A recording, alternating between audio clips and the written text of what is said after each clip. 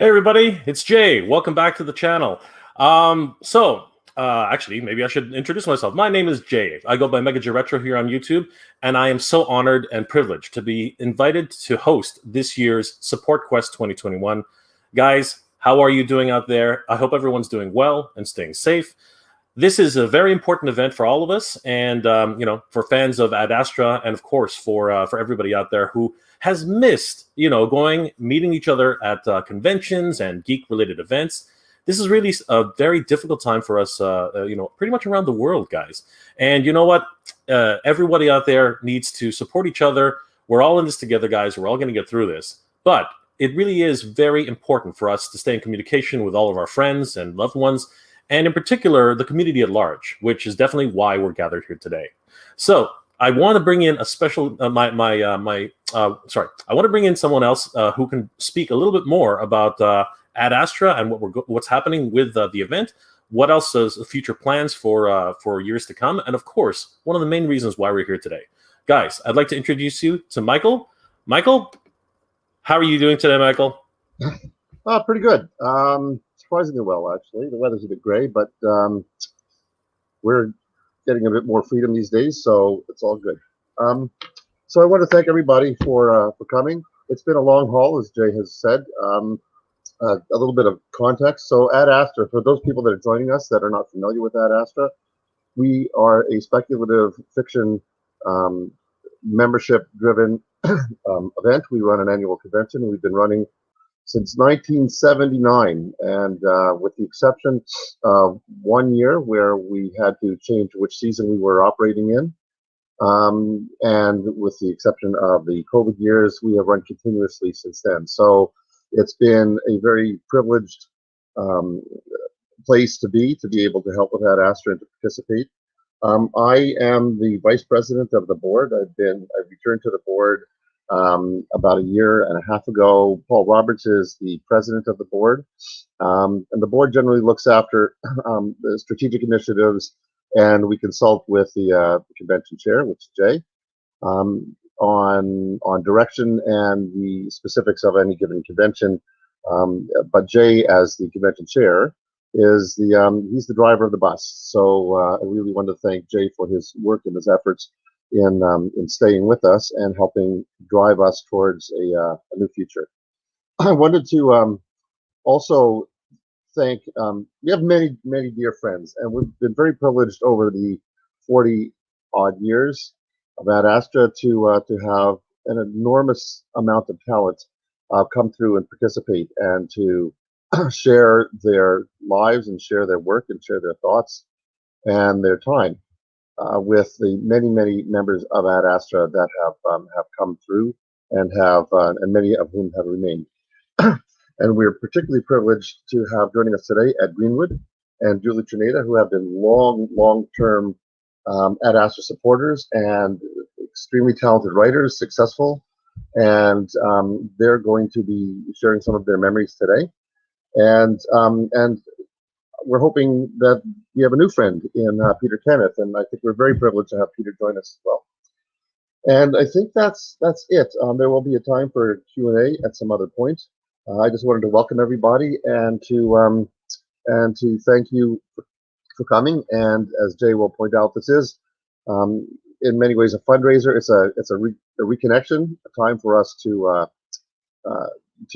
rejoin each other, even if it's virtually for the moment. And one of the enormous values of Ad Astra is community, and it's been a community of friendship, a community of common purpose, a community of common enjoyment, but it's also been an incubator for talent.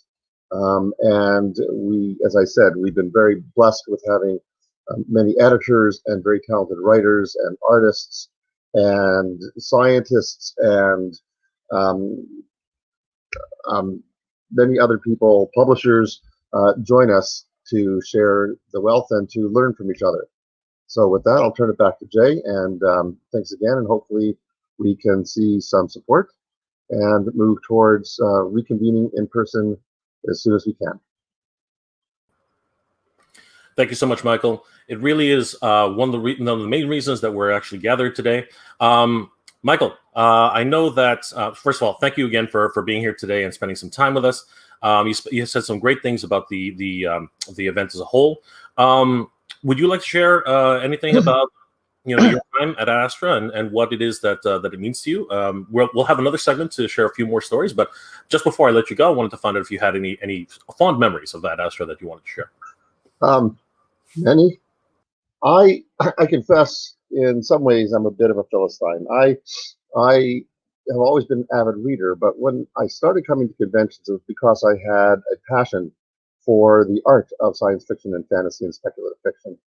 And I had gotten into the business a little bit in selling and reselling posters, limited edition prints, and that brought me to Ad Astra quite early on. There are a number of hopefully people that are joining us that have been attending Ad Astra longer than I.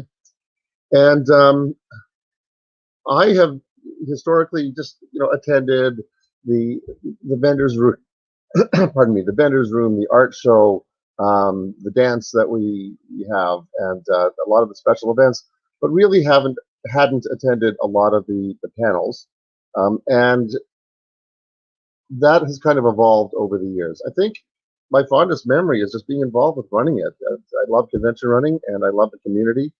I think other people will probably bring this memory back up, but the year that we ran at the Regal Constellation Hotel out by the airport, and there was, if I remember correctly, the Ontario Police were having their own convention. The Regal Constellation was a very large building, so and convention center. So there were 3 events running. There was a Right to Life group, an event that was running at the same time. And the OPP people were very good, but they were very boisterous. And I think the biggest issue we had at that convention was the OPP guys and gals crashing our parties and having a good time. And they were very good natured, but a little bit rowdy. I think that's one of the big ones. We were lucky enough to have Orson Scott Card, I think, was our guest of honor. The recently passed Ian Wilson was our convention chair for that convention. It was probably one of the bigger conventions that we ran. I think we were up to 2,000 people for that event. Those numbers have dwindled over time, but we're hoping to rebuild to ongoing sustainability.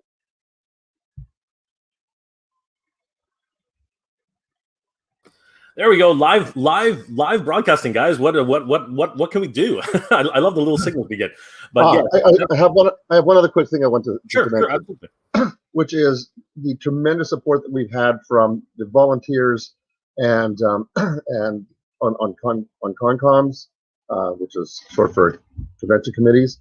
In the technical end, there's been Taz, Michael Labadie. There's been okay, names are eluding me, so I'm not going to embarrass myself any further by forgetting names. I just wanted to say that there's an enormous amount of work, all volunteer, all taking an enormous amount of time that goes into programming, that goes into organizing, that goes into managing the technical aspects of being on site at a convention, of making sure that the many panelists that we have are looked after, from running a green room where the panelists can hang out with some privacy, to to our convention hospitality suite, to an anime room where we have historically run anime presentations throughout the convention.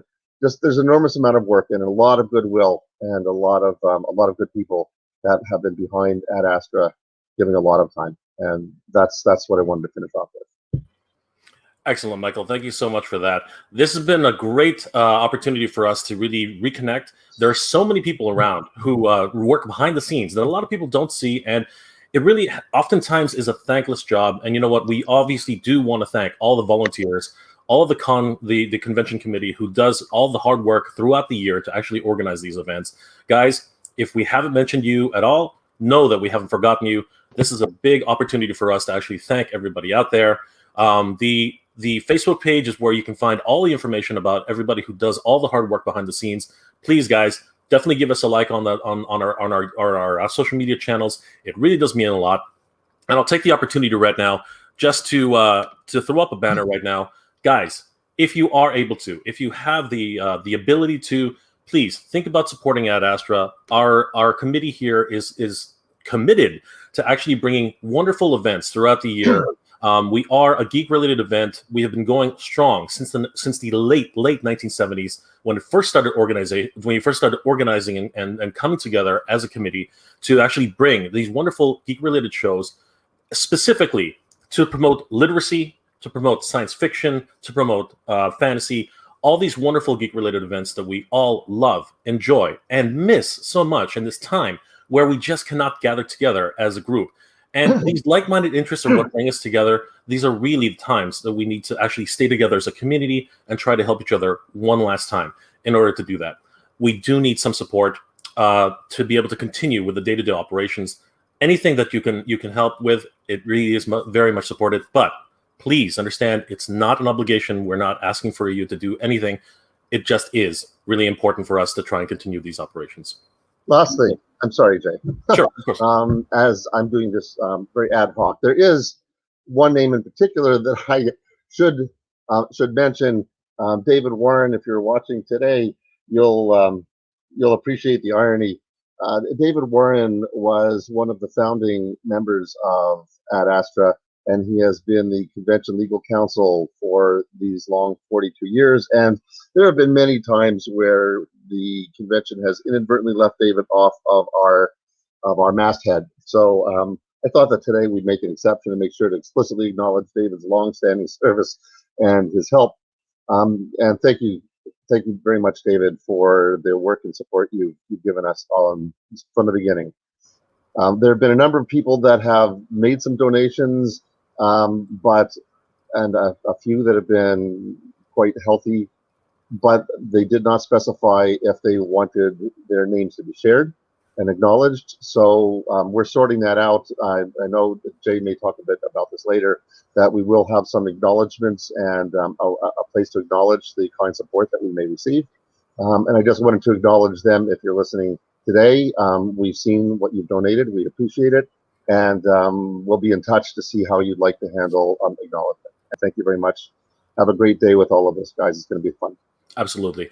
We do want to thank everyone who's already given their support and is continual support, especially our special guest this afternoon. They above all else have been staunch supporters of this event, and we really do want to thank our very special guests, Ed Greenwood, Julie Czerneda, and of course our brand new friend Peter Kenneth, who will be with us this afternoon. They'll be joining us in about a few hours. In about a half an hour and such. Guys, please stick around for them. It's going to be a great time this afternoon. I hope that everybody's going to enjoy this afternoon's presentation.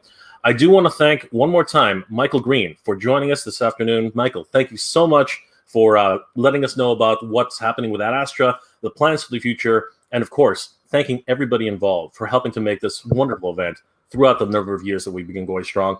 I think I am correct in saying, and maybe you can correct me on this, Michael, we are one of the longest running fan-run conventions in Ontario. Is that correct? In Canada, I think VCon in Vancouver has a similar duration. It's a little bit unknown as to which has been longer, but and to the point, most fan-run events have struggled and have closed. And we are one of the few remaining generalist conventions where we cover all sorts of different topics and different events. We have seen a rise of specialty events like Anime North, who's been a dear friend of ours and who has helped us in the past and recently as well. But in terms of generalist events, we are one of the longest, not the longest, in the country. Thanks for leading this, Jay. Absolutely, guys. I am once again privileged to be here. Thank you, Michael. Thank you, the board, for allowing us to do this. Nothing happens in a vacuum. Everybody, we all have to help each other. This is a very important and meaningful thing to each and every one of us here watching and participating in the stream. Once again, Michael, thank you so much for being here. I hope you'll join us again in about 15, not a little over under 10 minutes for the sharing portion of the program. Guys, once again, thanks to Michael Green for being here. Thank you, Michael. All right. So, guys, there are a couple of. It looks like there are a couple of people in the chat. Let's say hi to everybody. Leo Valiquet, howdy, Leo Valiquet. Thank you for joining the stream. Thank you for your support. Charlotte Slytherin, big Harry Potter fan here. Thank you, Charlotte. Good to see you. Thank you for joining the stream. Mike, hey Taz, good to see you. How's it going? Scrubwork, saying hi to Mike. Hi, Scrubwork. How are you today? Of course, Mike Levady goes by Taz, so everybody say hi. Giving everybody about a minute. Scrubwork, Mike is giving the thumbs up, which is awesome. Lord Gyrick, I apologize if I'm mixing that up a little bit. Lord Gyrick, I think. Howdy all. Good to see you, Lord Gyrick. Scrubwork, hey, how's it going? Everybody's communicating. This is awesome. This is a great, wonderful community we have here at Ad Astra. Is his name Gonzo? That's interesting. I'm not sure. Is his name Gonzo? DGUEF. DGUE Frags. Hello, DGUE. I am gonna. Gonzo was an old nickname that goes back. Anyone who goes by that name, who knows me by that nickname, you're revealing your age. We can see Michael still in the background, paying attention to what's happening. This is awesome, excellent. So DGUE Frags says hello, DGU. I am gonna screw that up. I apologize. Sorry, guys. These nicknames are incredible, but sometimes when you're doing live, it's just not gonna work. Mike always says, you always have the very best art and poster. We're definitely going to get to that, Mike, 100%. I'd love to hear more about that. Kelly Moore says, we all love Taz. Aw, that is so sweet. Thank you, Kelly. Mike gives up the heart. Yes, this is definitely the way we need to be. As a community, we need to share and support each other. Dylan Madley. Hello, everybody. Hello, Dylan. Good to see you. Lord Gyrick, maybe I should be committed. That's something that I have been told that in the past. I have been absolutely told in the past I need to be committed. Growing, I groomed this over the lockdown. So yeah, definitely. Maybe I'm losing my mind just a little bit. It does happen. Leo Vaquette, my pleasure, 100%. Michael Drakic. Sorry, Michael, if I'm screwing that up. Hi from Windsor, Ontario. Excellent. Thank you, Michael. Have you attended Ad Astra before? Please let us know. Al Katarinsky. I apologize if I screwed that up. From Buffalo, when we can get over the border? Happy to be seeing you guys in person. Thank you, Al. Your support means the world to us. Thank you for being here on the stream. It is an absolute pleasure. So I only have 10 minutes to actually talk a little bit about my own experience at Ad Astra. A bit of transparency. I have a channel here on YouTube called Mega J Retro. A number of years ago, for the last event, the Ad Astra board invited me to help organize the event, and to my surprise, they actually invited me to become a chair for that year. I was incredibly humbled and incredibly privileged to actually even be given the opportunity to share in that. I can't tell you guys what it meant to me to be invited to do that. It was my absolute pleasure to come and help the event as much as I can. This is literally a grand old Opry of conventions here in Ontario, in the GTA, and as Michael has stated earlier, we are one of the oldest running, the still running fan conventions here in Canada. Apparently, I didn't even know that. I thought that we were only more or less Ontario and a few of the other provinces. But yes, we've been running strong since the early 1970s when fandom was just at its smallest. When geek culture was considered, for weirdos and strangers and people who were just absolute Star Trek fans and Star Wars fans and people who were living in their basements, their mom's basements. Now you look at the way the landscape has changed for geek culture events. Marvel Comics is the number one, pop culture thing in the world. Disney has come back, so people are loving cartoons. Anime, as Michael mentioned earlier, we have an anime room, has just exploded. Geek culture is alive and well, and I can't believe that we're definitely one of the forerunners of that, and I really want to help and support this wonderful convention and try to help continue its operations throughout 2022 and beyond. So it is very important to me that we continue to stay the course and try to organize these wonderful events. And because of that, we do need your support and your help. Please take a look at the Patreon link here on the screen, just scrolling. If you also look at the comment section below, you can hit the direct link to actually make it, to help with any support that's possible. Again, it's not obligated, guys. We do love doing these things for you guys, but every now and then, we also do need a leg up. A little bit about myself in the 5 minutes I have left.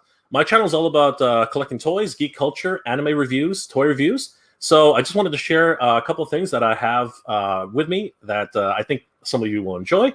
I am an avid collector of action figures. If you didn't figure that out, I have quite the collection now. Amassed only after 1 year, believe it or not, when I started doing this.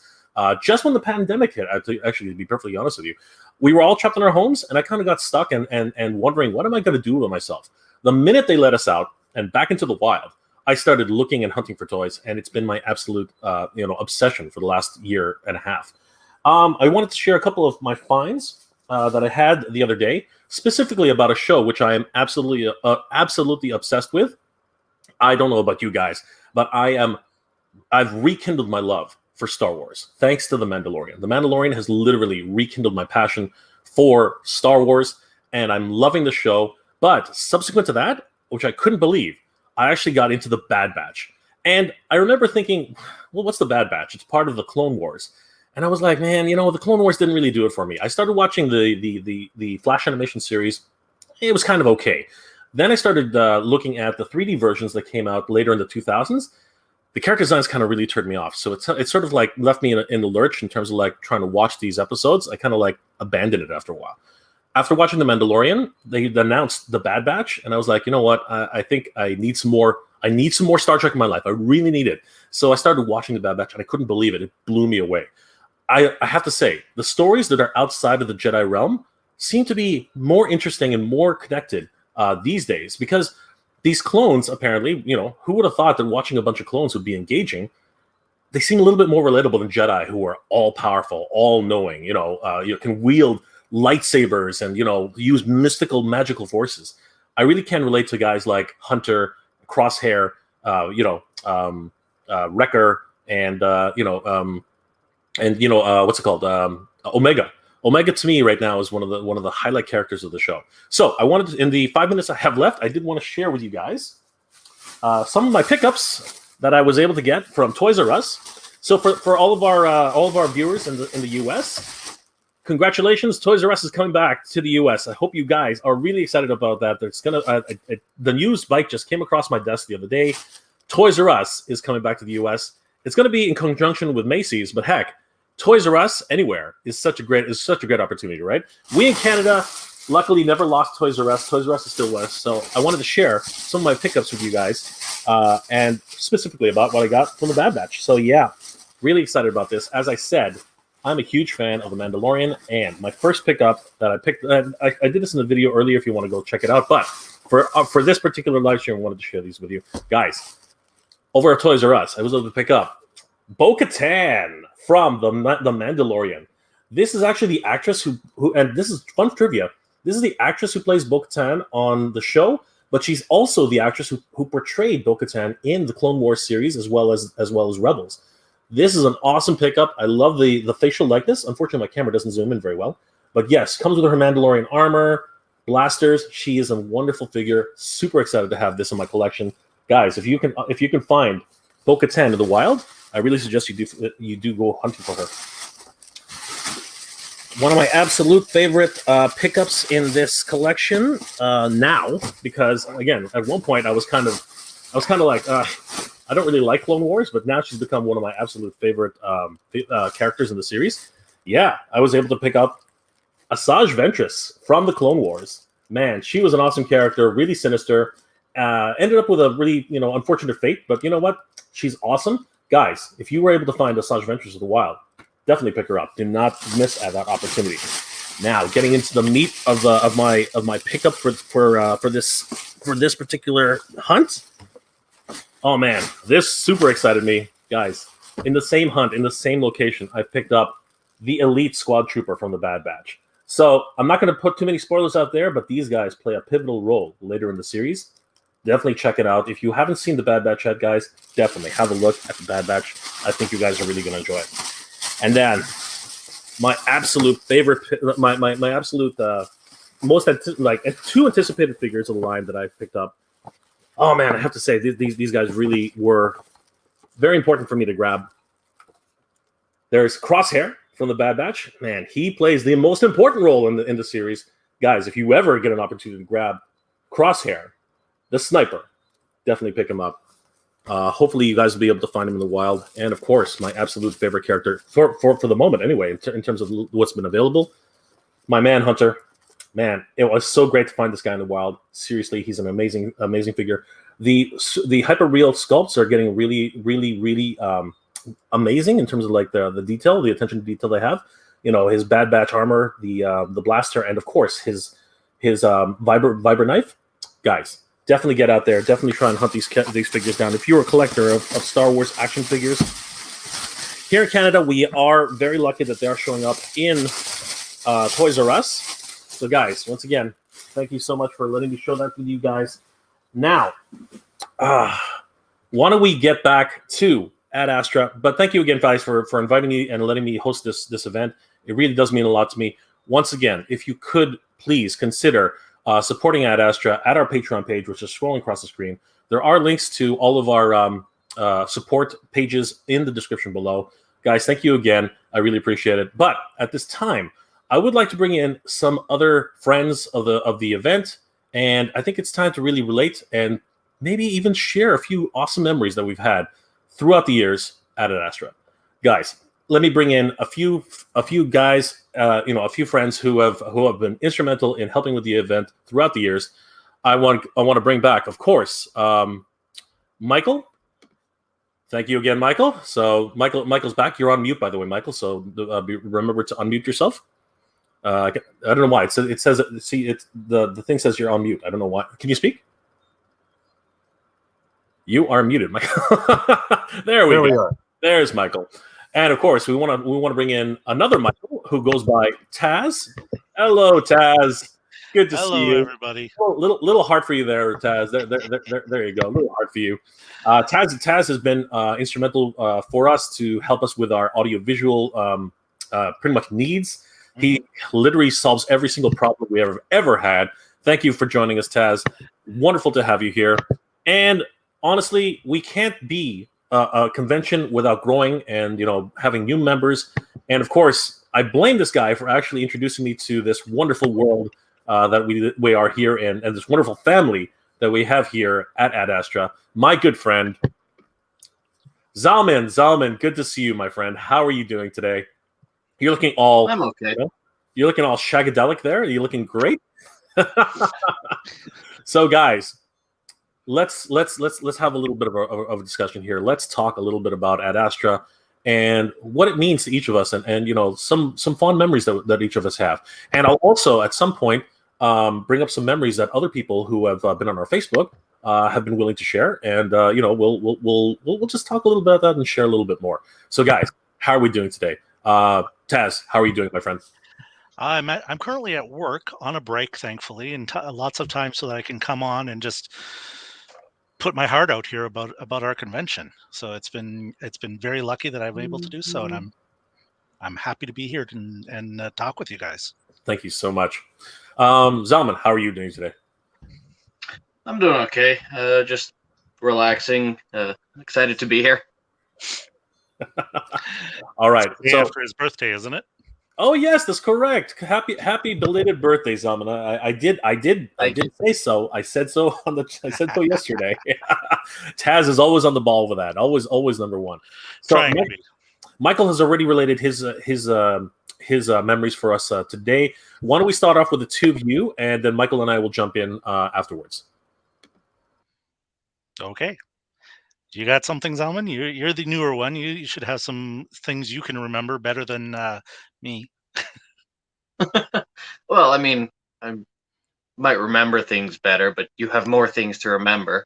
I mean, well, I do. I mean, I love all of Ad Astra, but well, there's the gaming room is very, very good for relaxing after a long day of just running around and helping with the con. we've just been able to kind of unwind with some D&D or whatever other games there. And then, of course, there's the walking tacos. I think that's everyone's favorite. Just spending time there, hanging out, meeting people.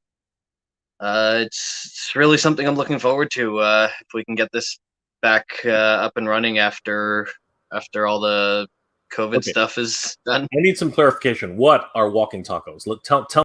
Oh, right. For anyone who doesn't know what walking tacos is, it's basically a bag of Doritos smashed up with a bunch of taco fillings inside, and you just eat it right out of the bag. So you're walking while you're eating out of the bag. So walking tacos. It's a lot of fun. I think it's I forget which night it is. It's one of the nights of the convention. And it's happened every year that I was there. It was just brought in. I cannot remember who brought it in, but it was a wonderful thing. Somebody heard of the idea of it and went, let's see how this goes. And we brought a couple of boxes of small, the treat size chips in, and the sauce or the whatever, the chili, whatever stuff we put on it. And people just went nuts for such a silly little thing that you didn't think was going to go crazy. And we went through them like nothing. And people were heading out going, let's go find more. It was a fabulous find. And we took it around to other conventions while trying to drum up more business for us. And people loved it there. And I think other conventions have taken it on as their lovely thing to do on a Saturday night as well. I've actually seen it in downtown Toronto, advertised outside some shop. Ha! That's wonderful. All right, so you know what? Let's field some questions here before everybody continues to sharing. Not really questions, but I do want to let some people in the chat have a moment. So Michael Drakic says he's been to the convention 3 times. That's excellent, Michael. What years? We'd love to know. Have anybody met Michael? He is one of our author friends who's come on his own dime and become a friend of the convention, I believe. That is so excellent. There. So I have a couple of his books. They're great. It's been fabulous to know him. We'll see him again when he comes next. Michael, I hope to meet you someday. That would be excellent. Charlotte Slytherin is all the way from the UK. Charlotte, thank you for joining us. Wow, that is incredible. Lord Uric is Marcus. That's his YouTube. That's his YouTube name. Lord Uric is his YouTube name. Hi, Marcus. Good to see you. Marcus is my second in command most of the time, and a good disturber for the con. He has been the one who has stopped a number of things and started many others, most of which we can't talk about. Such good fun. Jeff Beeler, greetings to everybody. Did we talk about the Nerf pulse rifle yet? So Jeff is probably one of my viewers, and that's great. Hi, Jeff. Good to see you. Honestly, I'm gonna be honest. I don't want to take too much time with this. I don't like it. It's colored. I know why they did it. It's a Nerf rifle, but it's colored in like god awful yellow plastic to make it look like it's warning signs with additional details from the Aliens movie. But let's be honest, a pulse rifle is supposed to be gray. It's supposed to. I know every single customizer out there is going to take it, spray it down, make it look amazing. But if I'm going to pay for what is it, like $200, like some god awful amount of money for a Nerf gun, I want it to actually look like what it's supposed to be. But not to say that's not for everybody. Some people are going to love the crap out of it, and all the power to you. What do you think, Jeff? Are you interested in picking it up? Jeff also says Mike and Mike's Ad Astra Adventure. Jeff has been coming to the convention a number of years, I believe. Excellent, thank you, Jeff. And Mike reminds everybody to like, comment, share, and subscribe. Thank you, Jeff. You are amazing. Michael is welcome. Michael Green is welcoming everybody. Jeff also reminds everybody. Anyone remember Ad Astra 2? Okay, so here, we're sharing. We're all sharing. So here we go. Does anybody remember Ad Astra 2 when the police came to arrest the Pillow? The late Jerry Pournell was amused. It was my first Ad Astra in 1982. No food in the con suite back then. Oh my gosh, Michael, do you remember that? Taz, were you around that time? I was not around that time. I came in around Ad Astra 9. Wow, Michael, any recollection of that little event, or when did you come in, Michael? You're on mute, Michael. Oh, I'm wrong. It wasn't 9. It was more like 19, I think.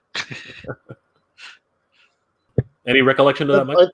I think that I probably came in the let's see. I first ran the convention in '97, and I had come in maybe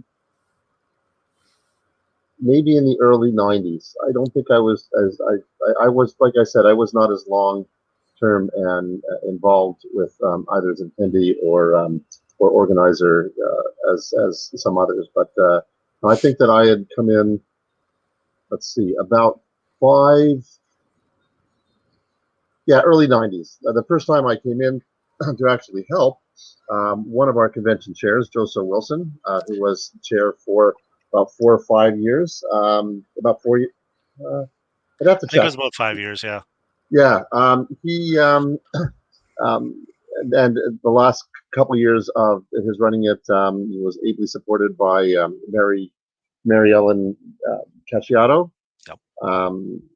McCallinan, now Casciato McCallinan, and Lee Amadeo, and myself, and the four of us really had to band together. We'd gone through a couple rough years prior, and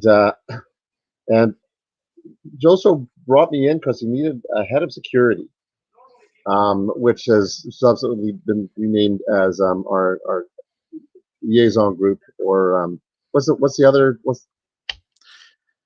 is our group? What is it called now? Just the yellow shirts. I don't remember what we called them.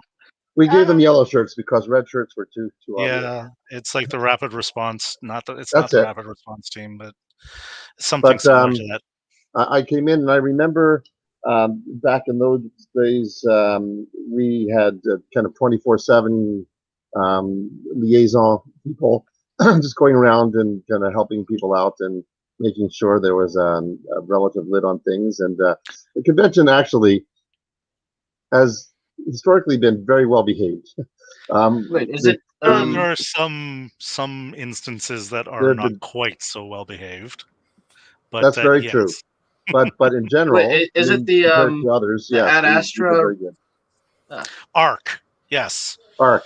Oh no, I was going to say Ad Astra Routine Patrol. Yeah. AARP. But there was good times. I think it's ARC. Ad Astra Rapid Response Team or whatever. Here's a memory. So one time, late at night, and then I'm kind of reputationally known for being up all night during the conventions. And I remember the year that Stephen Bruce was one of our guests of honor, and he and I had kind of hit it off, and it was maybe 3 or 4 in the morning, and there was some singing and some filking going on, and Stephen suddenly started playing the bagpipes by singing and holding his nose and doing this, and I joined him, and we had a rousing rendition of vocal bagpipes at 3 or 4 in the morning of Scotland the Brave. It was bizarre, and Stephen was one of our early participants in the kind of the backroom get-togethers and casual conversations, and he's always been. We've been very lucky. We've had a lot of very social guests of honor. Yeah, I have a story about Joso as well. And I have a story about Stephen Bruce, but I can't tell that one, unfortunately. But Joso, similarly to you, Michael, I got asked if I was if I was available to, come and help with the what is it? The driving team, basically getting things to and from the con. And I'm like, okay, sure. And I was given a slate of things to do before the convention, did all that, and uh, we get things into the con and get the con up and running. And kind of breezed by the registration desk later in the afternoon and went, I should probably get my ID so people know who I am. And I'm writing everything down and telling them who I am, and they're about to give me my badge, and Joseph just kind of breezes by and says, "Oh, don't forget to give him a Concom badge." Like, excuse me, what? Um, I don't remember being asked if I wanted to be part of the Concom. I just remember being asked if I could drive around. So that was kind of my indoctrination into the whole behind the scenes stuff, and I've been stuck there ever since. Who's stapling? Is that you, Jay? No. I think my phone might have gone off. I think maybe that's. Yeah, strange. Yeah. Yeah, so that got me into the convention. I think it was 95, and I've been there ever since. I missed 1 year when I was out on a cruise ship. I got back, what was it, the Tuesday after the convention. And that was, I realized that once I got there, and it was so just disheartening to know that I was so close to being close to home, so to speak. Home being the convention. Um, that's that you wanted a good story about a good memories about the convention. My memories of the convention are all about you, not you guys, but all of you. The whole thing about this convention is that we're family. Um, Everybody likes to use that. Everybody likes to use that as their thing now. It's like, oh, we're all one big family, but we have been literally for like the 20 some years I've been in it. Every one of you have been part of my family. Some of you come and go, and I don't see you as often, but I mean, it's anybody from the con calls and says, hey, I need help. Um, we're there, right? We come and we do what we can. And no, I'm not trying to put that into our little request for assistance, but that's the whole thing behind this con is we're all here to help each other. And I love the people at the con. It's I don't generally get to see a lot of the panels because I'm too busy seeing all of the panels, running around making sure people are okay and the equipment's fine, and oh, somebody called me over to here, or the radio goes off and they're like, oh, this is happening. Okay, I can take care of that. And Taz, help, Taz, help. Until a few other people showed up, like you amongst others, who were able to put out a lot of fires at once. Yes, I quite often ran around a lot helping fix things because well, this is my industry is putting on conferences and things. Lord Garrick says that Taz has a great team as well. Yes. But then he follows that up very quickly with, that's more of a condemnation of Taz's memory. Well, Marcus has been part of that team the entire time. He's the one that I met at college and went, well, yeah, Toronto Trek's great, but you should come to Ad Astra. And he literally just kind of went, okay, come on. And that was where I met Joso and everybody, and where it all snowballed. And now I'm part of the board of directors. Oy. Incredible how things move in that direction. Let's take a few more of these. Jeff Beeler says, at Michael, my birthday parties were featured on February and March at Astras. What is that about, Michael? I think you have something to tell us. Michael's on mute. Yeah, Jeff Beeler has been a long time attendee and supporter of Ad Astra. Yeah. He and Jeff, I don't want to mess this up, but I think I got it right. But Jeff is a librarian, and I think, is it Windsor or Sarnia? Windsor, I believe. Yeah. And every year, for his birthday, Jeff would do a little room party and with an open door, and people would drop in and chat and partake of whatever was there, and it became almost a fixture. So we miss seeing you, Jeff. And even though I guess maybe we'll have to arrange something for you for like a belated birthday if we're going to be continue in May. One of the things I'm really excited about is that,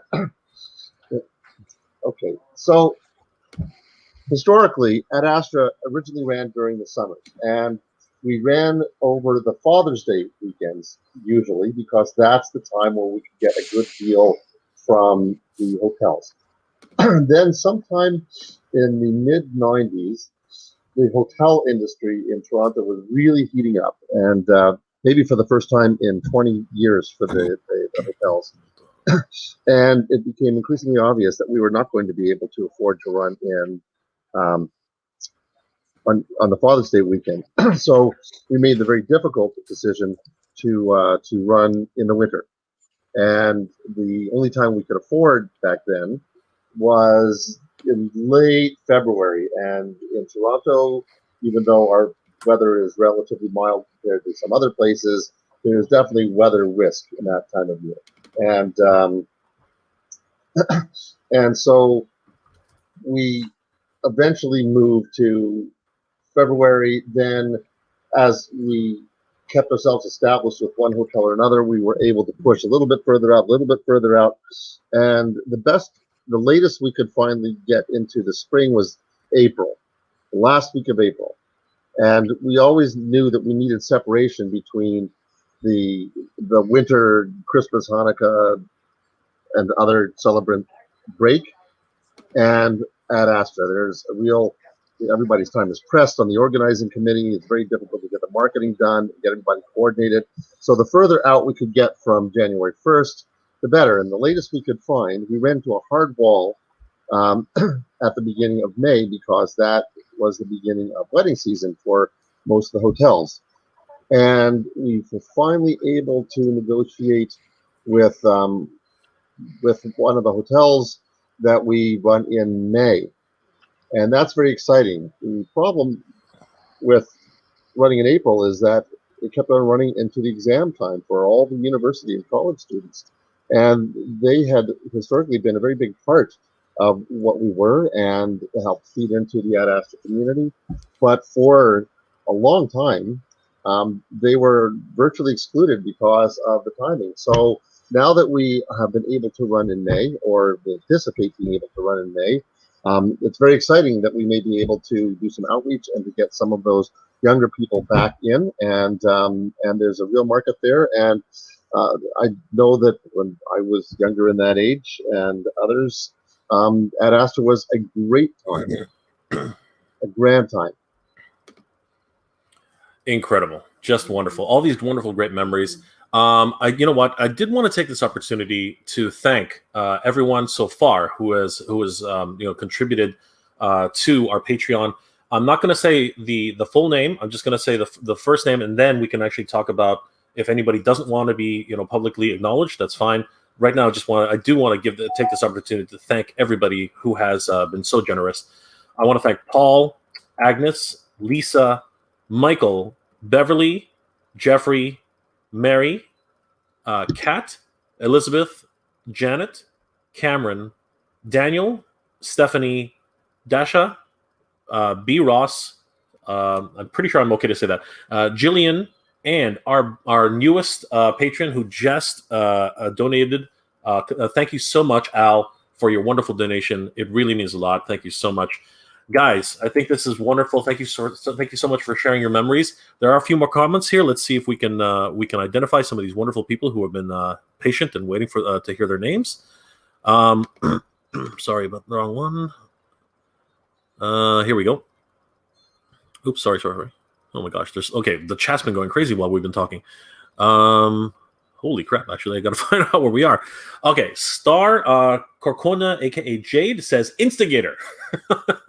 I don't know if anybody knows what that means, but I guess it's directed at Jeff, if I'm not mistaken. So, well, I guess there's some inside knowledge that we don't know about here. Charlotte Slytherin, you're okay. You're welcome. I guess they're the ones who are chatting together. Michael is talking to Jeff. Al, thank you again, Al. Just joined the Patreon. Best of luck. I've got to know once again, Al. Thank you so much for your support. It really means a lot. Bay Streeter, I remember Ad Astra 2 - Derwin Mack. Oh my gosh, there's a name, a very good friend of the convention who's supported. Wonderful author. So yes, if anybody wants to share a little bit about Derwin, but that's okay. We're just gonna keep rolling here because there's so much to share about Derwin. We don't have the time. Derwin, we love you. We love you. We're not. You're on mute there, Taz. Of course. The biggest thing we can say about Derwin is holy mackerel cosplayer. Yes, he does an amazing. Everything else, he's an amazing person, but I mean, wonderful! Yeah, his love of cosplay is beyond. Like honestly, he always comes dressed. I walked down the hall. Like fun story with Derwin. Walked down the hall one day, saw this amazing person who I was actually kind of attracted to, and I was like, wow, it looks familiar all of a sudden. And then I did a double check, and I was like, wait a second, Derwin? And then of course turns around and he says, you recognize me? I'm like, just barely. Wonderful memories of Derwin. Awesome guy. Bay Streeter says, I was at Ad Astra 1. Holy cow. I was really young back then. - Derwin. So Bay Streeter is probably Derwin? That may be. It might be. If Derwin, is that you? Is that you, Derwin? Jeff Beeler, I already ordered the Nerf pulse rifle. It's going to be your first Nerf weapon. My gosh. Awesome. Apparently, Derwin first came as a part of the daycare excursion group.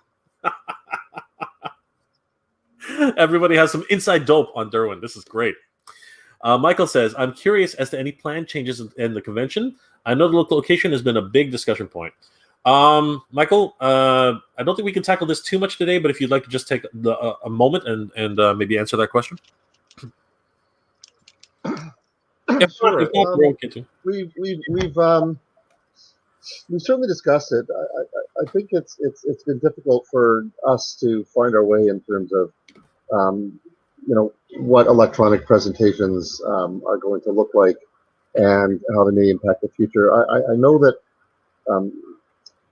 I don't want to box us in by anything I say here, so take it all with a grain of salt.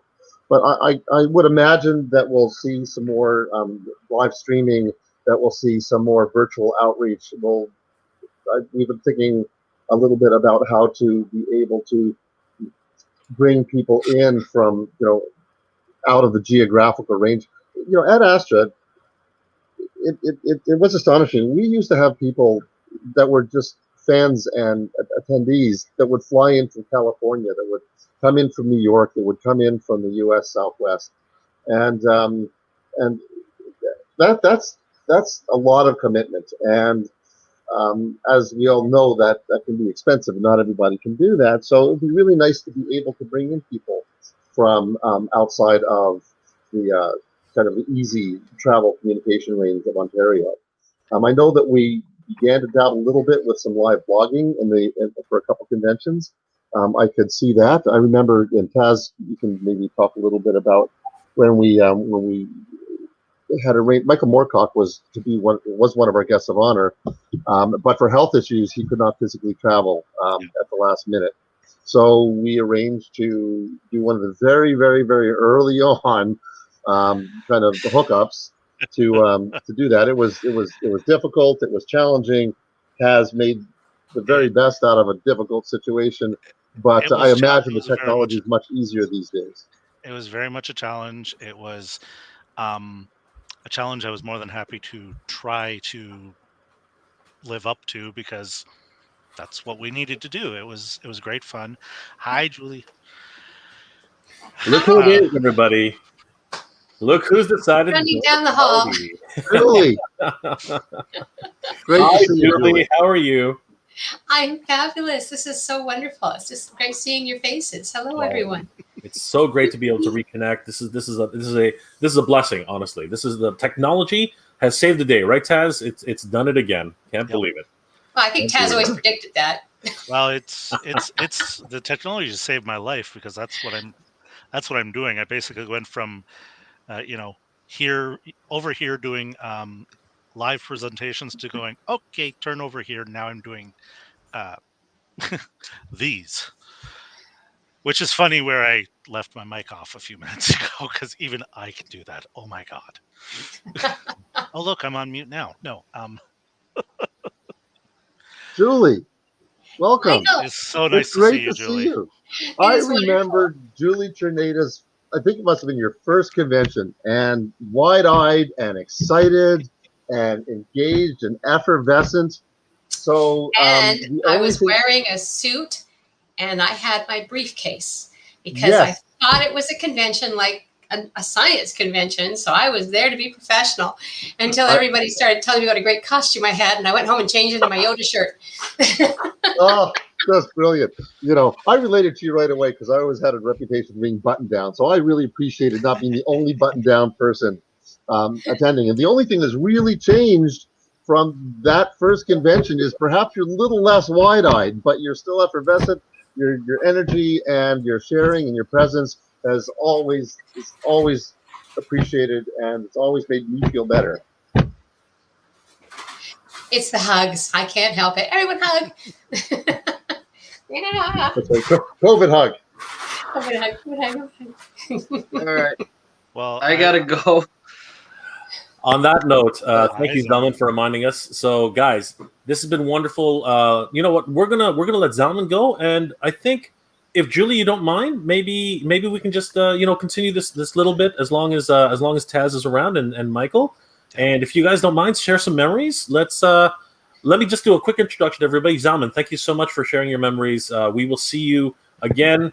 Love the locks. You know, everyone's changed a little bit. I've gotten a little bit grayer. Everybody's gotten a little bit plumper. I think I've gotten a little bit plumper myself. Zalman, thank you again so much. We will see you soon. All right.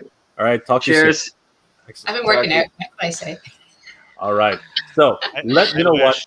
I love the energy that's going on in here. Why don't I leave the three of you guys alone to share some memories. Taz, if you got to go, I know that you're. I actually have more time than I thought I did. Oh, excellent! I'm So you know what? Happy to stick around. You know what? Let's give everyone. How about we do this? Let's give everybody a taste of what a real Ad Astra panel is like. Let's because Julie came in, she hijacked our panel. Why don't we just hijack Julie's panel for a little bit, and then once everybody feels comfortable, we'll let Julie talk about her. She'll abandon me. I know we love you, Julie. We don't want to leave you alone. I will leave the three of you though because I just want to collect some materials for the next event, for the next segment. But guys, go to town, have fun. Let's hear from everybody here about their wonderful memories of Ad Astra. Okay, well, you want to talk about hijacking panels? The last time we had the con 2 years ago, I was checking around at the different panels that were going on, and I walked into a room where people were just sitting there. Oh, what was this panel? What's going on? Nobody's shown up yet. Well, what's the panel on? Oh, podcasting. Oh, well then, of anybody to walk in and find out the panel isn't existing, I guess I'm the best one to have done it. So, what are you guys doing? And we spent a good half an hour with me leading a discussion of the three of them and the four of them that were in the room, and we talked about equipment and everything. And I was just kind of one of those things where I was like, how did I suddenly become a panelist? Okay, whatever. It works.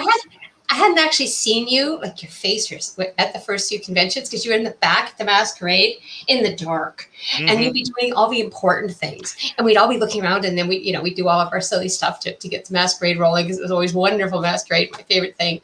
I think that was the only thing I ever asked Michael at ConCon was, do not schedule me anything against the masquerade. I've got to be there. But when I finally met you, I went, now I know who's back there. It was very empowering. What can I say? Well, as you can see, I'm always in black, always hiding in the background. And Except at Ad Astra, everybody knows who I am, so I always it end was up a on very, stage talking about things and telling how wonderful the people at the convention are, and how wonderful the people on stage are. And I thought you were telling us to behave and use the right stairs and That too. and don't keep yes, chasing. yes, that as well. Safety first, right? Safety first. Julie, Yes. Julie, who are some of your earliest memories of like authors that you had come to see, or somebody that you met that you didn't anticipate that kind of really blew your mind, that was kind of like really exciting for you? Well, it was interesting that you mentioned Michael Moorcock, because I actually brought all my Michael Moorcock books with me to that one. Actually, the one that stands out for me, I think, the most is Tanya Huff, because I had never met her, never read her. She was manning the booth at Rebecca. And I found out she was a real author. This is my first real author. So I had to buy the book and get her to sign it. So I trundled off. And of course, it's wonderful, wonderful books. And I've been a fan of hers forever. And now I can say I've been a friend of hers forever, because what you discover is if you meet an author and you hear the voice and you like the voice and you sort of have a similar approach to things, you're probably going to love their work. Diane Duane was another person I hadn't read before, and she was speaking, and I just went, oh my gosh, I've got to have her books. There were so many like that. It was more new discoveries, because all the really famous people I was kind of hiding from for a little bit. I've got a Guy Kay story for later. God, we've been so blessed, haven't we, with the people that have been able to come. And Toronto, one of the things that's made Ad Astra like virtually unique for regional conventions. It really isn't a regional convention. It's a Toronto convention. But because there is such an astonishing amount of talent in the GTA, it really has been like kind of quietly recognized, almost barely acknowledged, what an epicenter of writing talent Toronto is in North America. Everyone thinks New York, everyone thinks LA, Atlanta with Dragon Con, Boston with EtherCon. What's that? I went Ottawa. That's because Ottawa. Right, but no, you're absolutely right. And I think it's your convention, our convention. It's BACA. It's the Silver Snail. It's just and having space there. When it was we were sort of, everybody was from space was be walking through the halls and interviewing authors, and it was wonderful. So, it was interesting because I went through two phases with Ad Astra. My first phase was actually did you ever hear why I went to Ad Astra in the first place with my briefcase and in my suit? Well, I was writing at Fasket Avenue, actually, at John Wiley and Sons. I was doing science textbooks, and one of my editors is a comic book guy, and we just happened to chat and happened to mention that I wrote fiction on the side for fun. And he said, well, and we watched the same shows and stuff. He said, oh, you should go. There's a writing convention. You should go. And so I went, absolutely blew my brain. Absolutely. I thought, these are my people, and I don't even care if I sell my book. This is where I want to be. So I think everyone who comes feels that. They've always felt that. How long after your first Ad Astra was it before you kind of hit the acceptance with publishing and got 10 years? Wow. 10 years. Well, I didn't know how to do anything. I didn't even finish the first book. Everything I learned by going to the conventions, talking to people, finding out who is looking for manuscripts. And for me, I was a very busy, full-time published author, in another field. So I wasn't on tenterhooks. It was almost like every year Ad Astra gave me my push-up and said, And I met actually the first editor in New York who read my work, Josepha Sherman, at Ad Astra. She actually, I asked a question of her when she was in a panel about having an agent who did this sort of thing. And she said, oh my God, no, come talk to me after. And I went, okay. And we were friends ever since. Star Corcoran was asking in the chat, was that Sean? Hi, Star. I think she was asking of you, were you referring to Sean at some point? Star, was that for Julie? I didn't can't see that the bit. I question, can't tell. sorry. No. Yeah. So, Star, if you want to clarify that. If I go to comments, maybe I'll be able to see all those things. Oh my goodness, look at all the things. Okay. Julie, yes. Next best thing to not be. I'm still wide-eyed. Absolutely. Air hugs.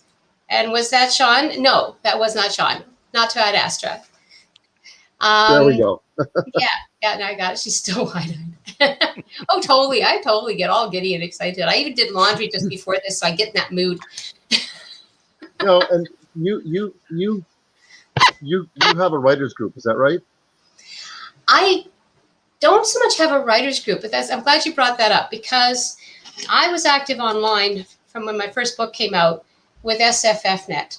And for a while, it was one of the busiest on SFFnet. I had about 350 regular people that we chatted every day about all kinds of things, very supportive, and no one knew each other. No one had met in person.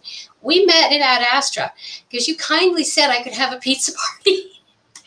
And for most of those people in the beginning, they'd never met each other face to face. And it was that internet thing back then. And to have a safe place to do it just blossomed. I mean, these people have been friends ever since. I mean, we're still tight as could possibly be. And I just went through my notes for Ad Astra. It said pizza party, pizza party, pizza party. Oh, yes, and there was a farewell breakfast pizza party. Thank you. I'm just wondering how COVID might have affected that connectivity. Has it enhanced it, or has it, is it just been the same? It expanded some works that we planned. I mean, the last time we got together, I think it was Ad Astra for the Plexus launch, which was amazing. We had people from Malaysia fly in for that, and all kinds of distant travelers. They all wrote down in my book that they would produce a novel and present it at World Fantasy in Montreal next month. So I've got this whole list of people who promised then, who want to get together now, and I think some of us will if it goes ahead, but certainly not the masses that we had signed up for. So I've just postponed that. The next Ad Astra, we can all get together again. But I did want to mention the launches, because one thing you guys may not know is that I always ask my publisher to schedule my book releases for Ad Astra, because it was such a joyful thing to be able to celebrate the books with all the people that I'd come to know and love. And the first one, I don't think this was the first one, but the first one they actually brought, like Trudy Rising and Trifolium Books, they brought shrimp. They've never seen shrimp clean off a tray faster. Free shrimp. But I don't know if you remember Miss Spring. We had that one with Genevieve's Kieran. And then Undercover of Darkness, which was the Aurora with Janet Panicha. And everyone was wearing, and we did Misspell. And this one, everyone was in costume based on their character of their story. Awesome. So we had this sort of a masquerade within a masquerade going on. And of course, Plexus, which, with Roger's wonderful cover. But the best thing was we had 75 people come to that launch. I mean, that's the biggest launch I've ever had. And that was because of you guys and Becca. So those are very fond memories too, getting everybody together like that. Speaking with you just reminds me to share with people. I don't know how many people are online with us that have never been to Ad Astra or not been to a science fiction fantasy kind of fan run event.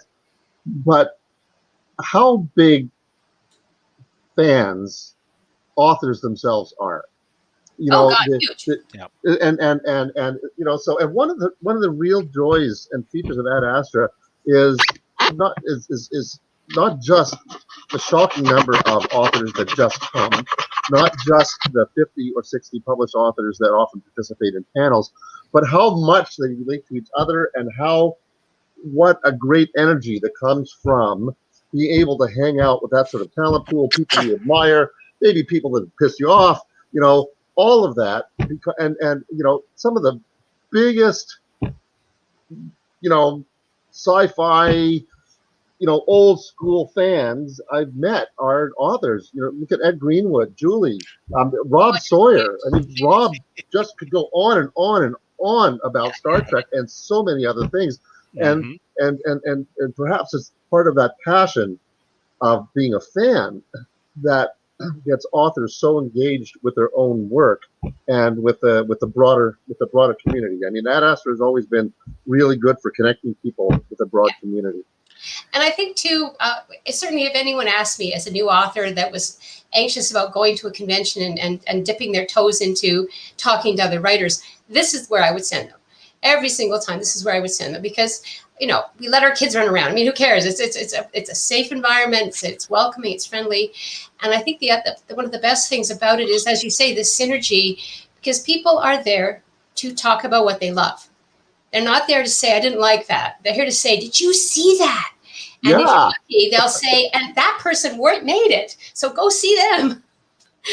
Which is just the room parties used to have these little epic sparkles happening at all times. So no, it's a wonderful, wonderful experience. I mean, you get up and I used to have my breakfast every morning. I don't know if you remember that. I used to sign up a fan breakfast because no one else was awake when I was up. Why? So I miss those too. I look forward to doing that again. I love the fact that the authors enjoyed the convention so much that they were selling it to other authors. That we would get unrequested requests to come to the convention. It was my fault. Like Mercedes Lackey. Yeah, isn't she great? Oh, that was a great convention. That was. I believe we had a meeting one time where they said, "Hey, we had an email come in from Mercedes Lackey about coming." Yes, yes, we will be having her. Yes. Oh, it's over one of our biggest years with having everybody else coming back. Don't care. Let's bring her in anyways as well. Oh no, and Larry, so great. It was great. It was great. Yes. They were wonderful guests and lovely people. One of the key features, when we go about when we choose a venue as to where we're going to be, we take into account location and accessibility, whether a loading dock garage door may attack Jeff Beeler's car, all sorts of considerations like that. But Ad Astra is unique. We're very space intensive, right? We need a large room for our main plenary room where guests of honor deliver their thing, where we do a masquerade, where we may have live music performances. Dancing. Sorry. What's that? The dancing. Yes, for the dance. And for the art show, for the vendors room. So it's always a bit tricky because a lot of that hotel inventory from Toronto has disappeared. So it's become increasingly difficult. But one of the main features is the social hub. Where is their bar? And it's not because people are drinking like fish, but there have been three venues where the social hub was uniquely excellent. One was the Renaissance, Delta Renaissance, out by the 401 and Kennedy, I think. And great central restaurant, lots of stairs, it's true. Another one was the, which am I thinking of?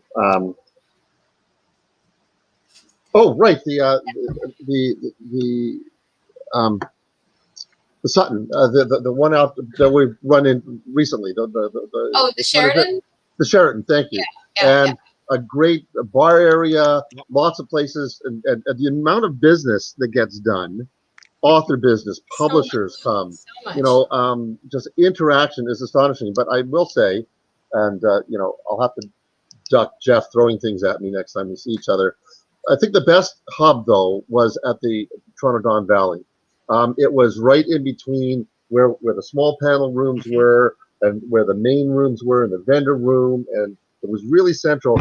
And I got to tell you, the memories from that time where just tons of authors were, and just interacting with fans and with each other, and just the energy was insane. It was fabulous. Yeah. And there was Marcus, who is online, playing piano. Marcus and I, we usually try to find a piano at the hotel, and I kind of make an effort from times gone by when I used to play. But Marcus is an astonishing keyboard artist.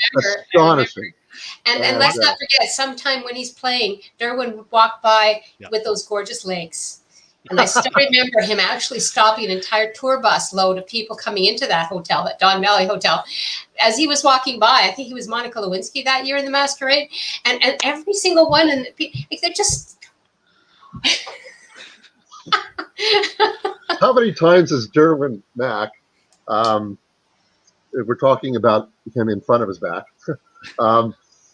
how many times has he been at the masquerade and been on stage and done something that just got everyone to practically fall off their chairs with laughter? Like I would say pretty much every time. Every time. We just wait for him to come out, actually. Even our kids would go, yeah. We got a tour guide Barbie. There was saying that was the tour guide, tour guide Barbie costume. And how appropriate could it possibly be? The tour bus. And it was I remember him doing the Sailor Moon and then him pulling the doll out from underneath the costume, and I just about fell over. Everybody did. Oh my God, Derwin, you're a piece of work. We miss you, man. And that's the thing. I mean, I've been to so many masquerades, and I actually had the privilege, of hosting them, a couple. And the thing is, it's just so much goes into it, so much passion, so much work, and even the hall costumes at Ad Astra. That was another thing that always just really gave it some extra. I don't know. Well, sparkle is not the wrong word.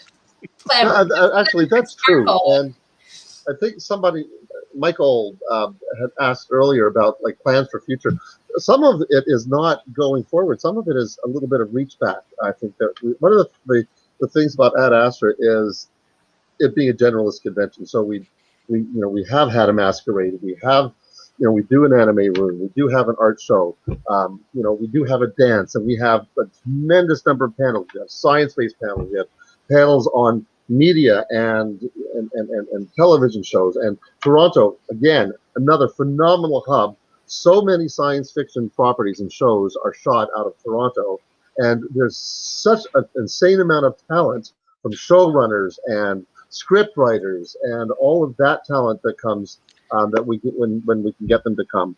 And just I should just jump in there, Mark, because do you see yourself moving forward actually saying, what is it that people are really missing from Toronto Trek and Polaris as it became known? Because that was our other convention. If sort of absolutely, Astra was more the writing and the masquerade convention, and Toronto Trek was the meet the stars and get the in bits and find who's running things. If you could pull any of that together, would you try to do that? Or is that just too much? I think we've done some of that. We've done some of that, yes. We have to. We always had to steer clear of bringing in performers, actors, right? Ad Astra, it being a fan-run convention, it being a non-commercial convention, typically doesn't have the kind of revenues. Speaking of revenues, by the way, commercial message: please support Ad Astra on our Patreon page, right? Just to remind people that that's kind of one of the motivators for us. While you're saying that, I want to jump in and say I was really pleased that there's a PayPal option, because that's how I'm going to do my supporting. I find that easier than doing a Patreon, and maybe some other people would feel the same. I mean, it's just a click and just send a bit. And you're not asking people for a tremendous amount of loot to buy a hotel. You're basically saying, help us keep solvent, help us pay for storage, help us get going. And I think that's something people don't understand, is that the convention doesn't go into the TARDIS and disappear for a year or two. People have to have this stuff. I don't even know where you're putting it all. I don't even guess. That's an issue. Do you have room at your place? That's what the kids say. We keep saying no. We're looking. That's very true. And a number of people have availed themselves of the PayPal option, and it's a good point.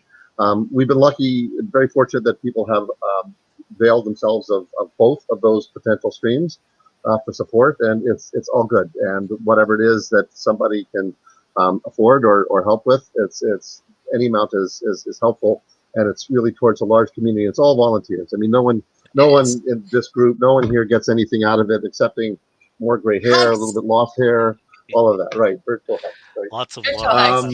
That's what we got. Julia's seen me in some of my bad times, some of the times with some of the stress, kind of late at night, when I've just been feeling like banging my head against the wall. So I've always appreciated your energy, Julie. When you were, so we were asking about, about actors. We don't have the fees. Hey, speaking of which, Mark Asquith just joined us. Yeah. And I wanted to mention Marcus. Marcus had noted that we do have actors from time to time just coming in because sometimes they're local and they want to drop in. I remember one time Philip Pullman happened to be going through Toronto, and I was talking to his publisher, and they said, "Oh, Philip Pullman's coming through. Do you think you'd like to have him stop by?" And that's when he was just getting published. You know, his name was barely known. And now look, right? He came and he was able to join us for an hour, and it was a great ad hoc experience. We're really lucky. Yeah. Hey, Mark, what is Mark Asquith? Mark Asquith was formerly the producer for Space the Imagination Station, or whatever its name was in the various iterations for all the time he was there. He was on our board of directors at one point. He's always been a great friend of Ad Astra. Has really helped us in terms of contacts, particularly And he in the taught media me world. how to answer questions. Did he really? Oh, absolutely. He was the most marvelous coach. He would be behind the camera and he would be going, sure. I believe he had all that Prisoner of Gravity experience and like all those interviews from Prisoner of Gravity with Rick Green. And so, you know, we've been very lucky. Mark has mentioned one of his favorite Ad Astra memories was meeting you, Julie, for the very first time. Do you recall that, Julie? Oh, yeah. I was terrified. The camera was bigger than I was. I guess today they're probably still big. No, it was marvelous. I really felt I'd made it, you know, to actually be, you know, to have a little clip on Space was just, the whole family had to watch it. We recorded it every time we saw it come popping up, and it was just great. Actually, Rick Green, it's hilarious because Rick Green and I met again after many years at the University of Waterloo campus in 2007. We were both inducted as the first 50 alumni of Gold Standard Alumni of Fame. We're on a rock. So it was really great to see him again. He hasn't changed at all. Absolutely. No, he's one of the few people that I've met whose ADHD is kind of as off the scale as mine is. So, you know, it's kind of like a bit of a kindred spirit moment there when the few times we've had an opportunity to talk to each other or talk around each other or kind of get distracted into a conversation with somebody else. Oh, can I tell you my Guy K moment now? Yes. Okay. I mean, this was back. I'm much less terrified of him now because I follow him on Twitter and we talk football. But back then, you know, he was the guy in that room. Guy K's in that room party, so everybody would kind of go and they'd just be listening. And I brought up my first book, you know, it was when 1,000 Words for a Stranger first came out, and you guys were wonderful and made me a guest. And he said, "Come with me." And he's gorgeous, but he's terrifying. And he took me off into the side room that nobody else was in. And I was going, what's happening now? I've read the books. And he grabs my book and he says, now remember this.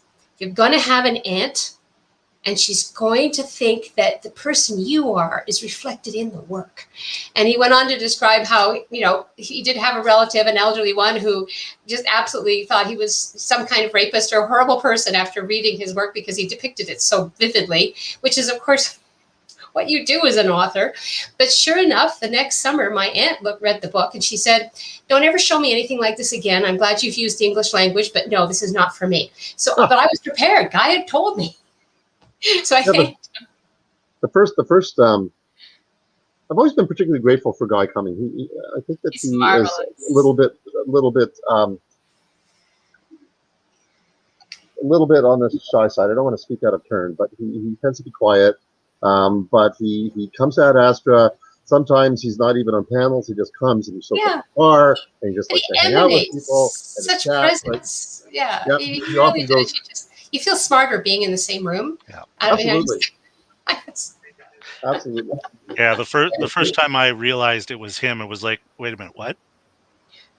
Because he was just kind of, you know, sitting in the audience, occasionally lobbing a question up to a panel, and just like, wait, no, you're supposed to be on the stage. Hi, Arlene. Guys, this is amazing. Once again, this is the kind of atmosphere, the kind of things that everyone can expect when being at Ad Astra. The camaraderie, the friendship, the love. I think I don't think I'm amiss in saying that we truly are a family here. Julie, would you say that? No, that's my family. Yep. That's crazy. And you know what? Our family just got a little bit bigger because joining us right now is a very, very a dear friend of mine now. We've gotten to know each other over 2 years of actually just going back and forth, with little communications. And I really do appreciate him being with us right now because honestly, we're all in the same community. The literary community is a very tight-knit community. We all love the things we do. Guys, please help me welcome our very special guest, Peter Kenneth, the Potter Collector. Peter, how are you today? Hello, Peter. How are you all? Can you all hear me? Dude, thanks for joining us. I know this is like the sign of the live stream, right? Can you hear me? It's nice to meet you all, and I'm thrilled to be here and join the Ad Astra community and family. Pleasure to have you. Well, thank you very much. Peter was gracious enough to give a little bit of his time today. This is a very important event for us, not only for Ad Astra, but also for literary events in general. There just are not enough of these going around anymore. I think that this is very important for people who enjoy books, especially someone like you, Peter. I mean, just look behind you. My God, what an incredible collection! It's 2,000 over 2,000 Harry Potter books, different languages. How many languages? I think at this point it's in the 90s now. Yeah, it's crazy. That's incredible and wonderful. Someone said, one of my subscribers had said a few months back that, like, if there was ever a zombie apocalypse, like, it's crazy to think that this room is like the home of so many languages, and it's like the preservation of languages. I don't believe there's going to be a zombie apocalypse, but it was just kind of a cool thought that, if there was some catastrophe, people could come here and these languages would be preserved. Rosetta Stone. Yeah, it's crazy. It's crazy. Peter, awesome. Yes. I hope you're okay with sharing a little bit with us. Why don't you tell the Ad Astra community, because you were supposed to be our guest back in 2019. Unfortunately, things didn't work out the way it was supposed to. But sorry, was it 2020 actually? 2020. Yeah. 2020. So you know what? Now that we have the opportunity, please introduce yourself properly to everybody, guys. Welcome, the Potter Collector, Peter Kenneth. Well, I'm thrilled to be here. So I started collecting Harry Potter books in 2001, right around when the first Harry Potter movie came out, and it was the is it close to me?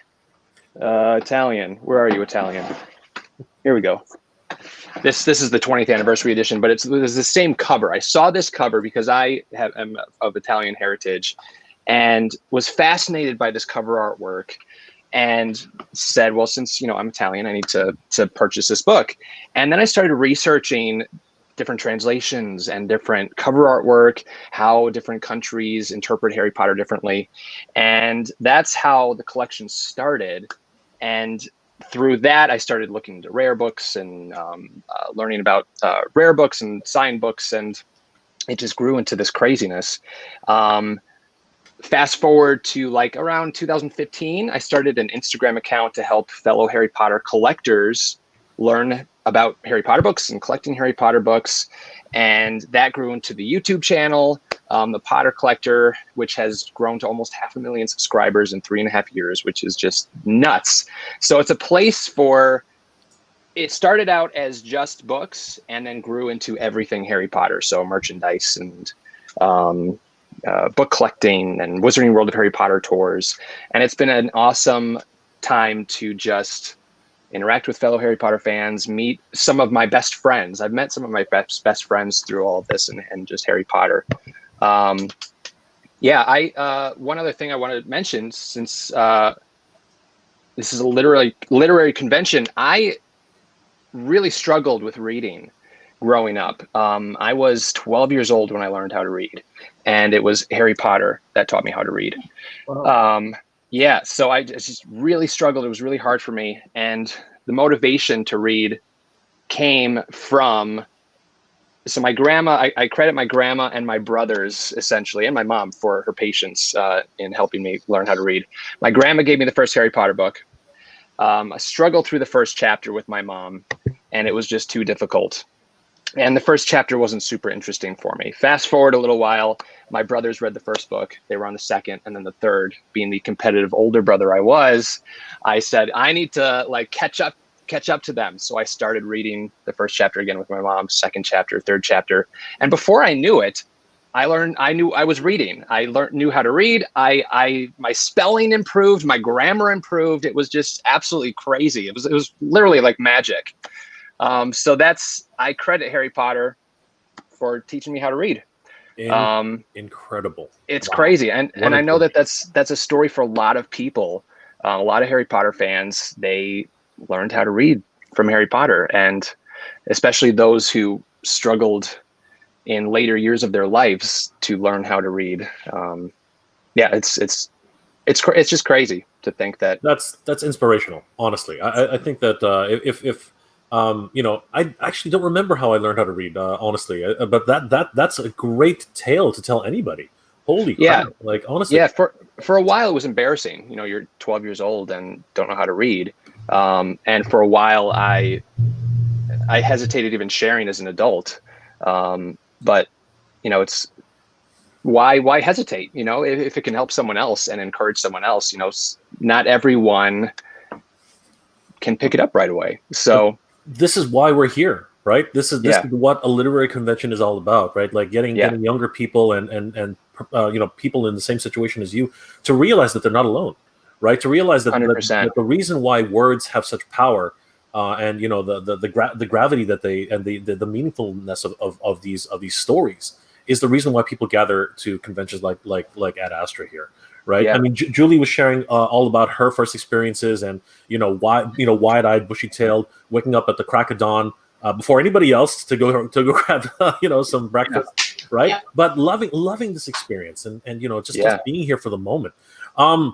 Does anybody have any questions for Peter? Before we really get into it, guys. Well, I mean, I've got a question for you. Oh, sure. I saw a little bit of the stream. You were showing some of your figures, but what got you into collecting action figures?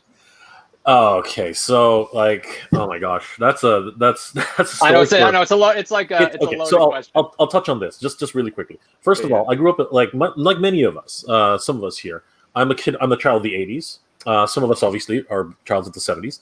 I started watching cartoons when I was very, very little, back in the late 70s. And my love for cartoons obviously led myself to action figures. So I absolutely adore Massive Universe. You can see a whole bunch of them up here behind me. Just because. So everything here you can see. Believe it or not, this is only 1 year of collecting. I think it's the same journey you had, Peter.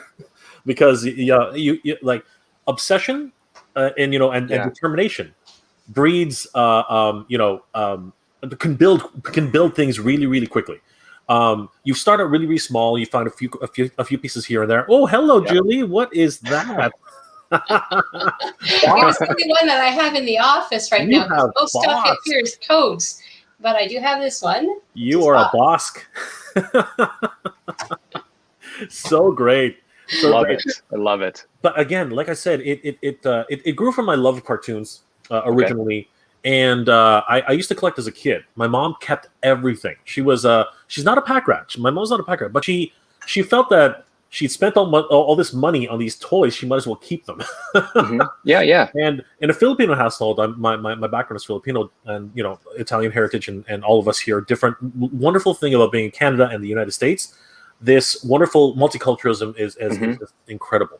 So we didn't even know what a garage sale was. We just had no concept of this coming from the Philippines. So she never sold anything.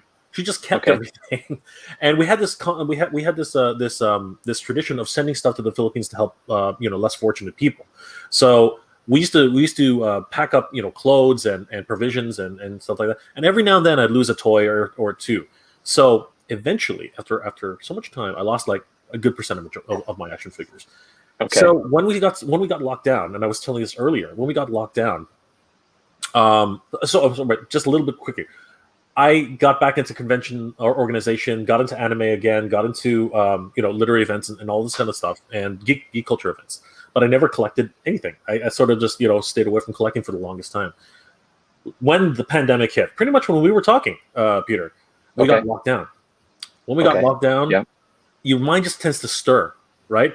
And unfortunately, I hadn't read books in such a long time. Unlike yourself, you can just occupy yourself by going through certain chapters and learning more about what Dumbledore's thoughts were on chapter 25 or whatever it was. Mm-hmm. No, for me, it was I need to get out of this house. I'm trapped in these walls, so I need something else to do. The moment they let us out, I started looking for the Kenner Ghostbuster re-releases that they did by Hasbro, and I never found them. But I was finding other toys which were released from my childhood, like Masters of the Universe, G.I. Joe, all these crazy things. So that's what started my journey. And a year later, my house is just ridiculous. Like, honestly, it's just covered and covered. So, I love it. I love it. Right? It's what it is. But yeah, no, I love that. You know, but Peter, tell us a little bit more about how your journey started. Like, other than your literary aspect, where you started learning from things, where has this led you? Because I know that, in particular, you've gone to different, libraries and bookstores and have presented your wonderful collection and shared your collection with the world. Tell us a little bit about that.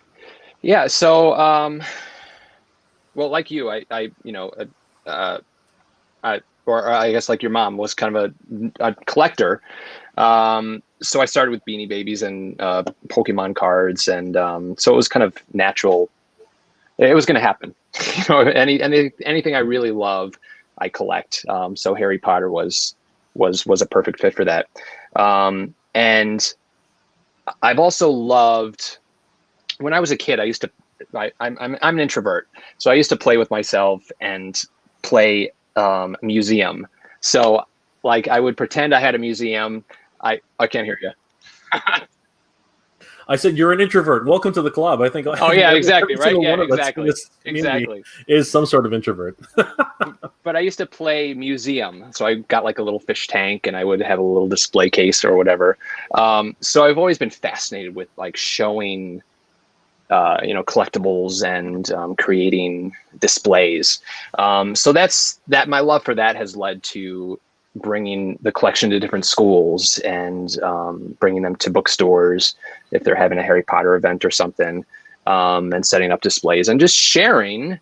It's pointless to have a room full of things if you're not sharing it. I think, especially something like this, where people can see different cultures and different language scripts, and so it's pointless to not share it, in my opinion.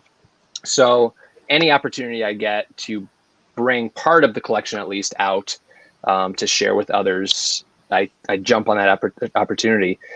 My ultimate goal is the Potter Collector Museum. I don't know when that will happen, but it is my ultimate life goal to have these books on permanent display somewhere for people to come and see. So one of my favorite episodes of yours, and I think everyone here can really relate to this, especially Julie, probably Julie, and Paul, who's not here. One of my favorite episodes from your channel was when you got a set of new books in the mail, and you actually had to reorganize your entire collection from scratch.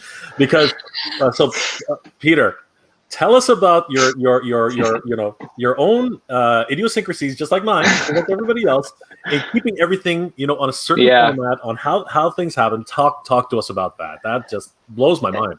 Everything has to be alphabetical by language, and everything has to be in order from when the book was released. So I have multiple sets of books in different languages, but they have to be in order based on when they were released. And you're not seeing it now, and I'm not going to show you because the library is a mess. But right here, I have about 150 books that have to be fit on the shelves. So I'm going to have to be doing another one of those videos sometime in the future to squeeze these books in. And actually, I'm running out of space. I have space for one more shelf, which I don't think I'm going to install. I'm going to move this library to where my bedroom is, which is a little larger, and move my bedroom in here so that I can put more shelves up. But yes. Spoken like someone who loves books like me.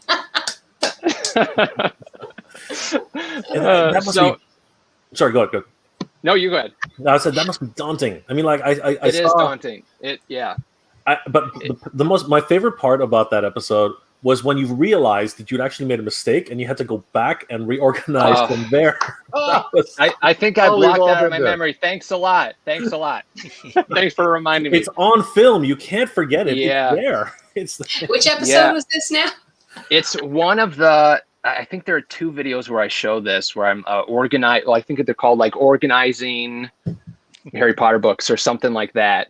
And reorganizing my collection, I believe. Yeah, something along those lines. Yeah. So I think there was a set of, we'll say, because I'm looking at them right now, Korean books that were under the table or something, and I had gotten to, M or S languages or whatever, and had to shift everything back so that I could fit these books in, and it was a process. It's a process, and it's a daunting process, as you said, and I'm not looking forward to the move.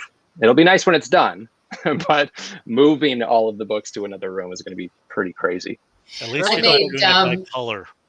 I made boxes to fit in my shelves with that were spacers, assuming that so many people in the ABCs are going to produce more books within the next year. So I would have that box in there, or I would. Some people have really fancy ones. Mine are just going to come out and go back in again. Okay. And that helps for about a year, maybe 2 years. Okay, that's smart. And then they feel good, but to have those spacers ready, or it sort of eases the mind on it.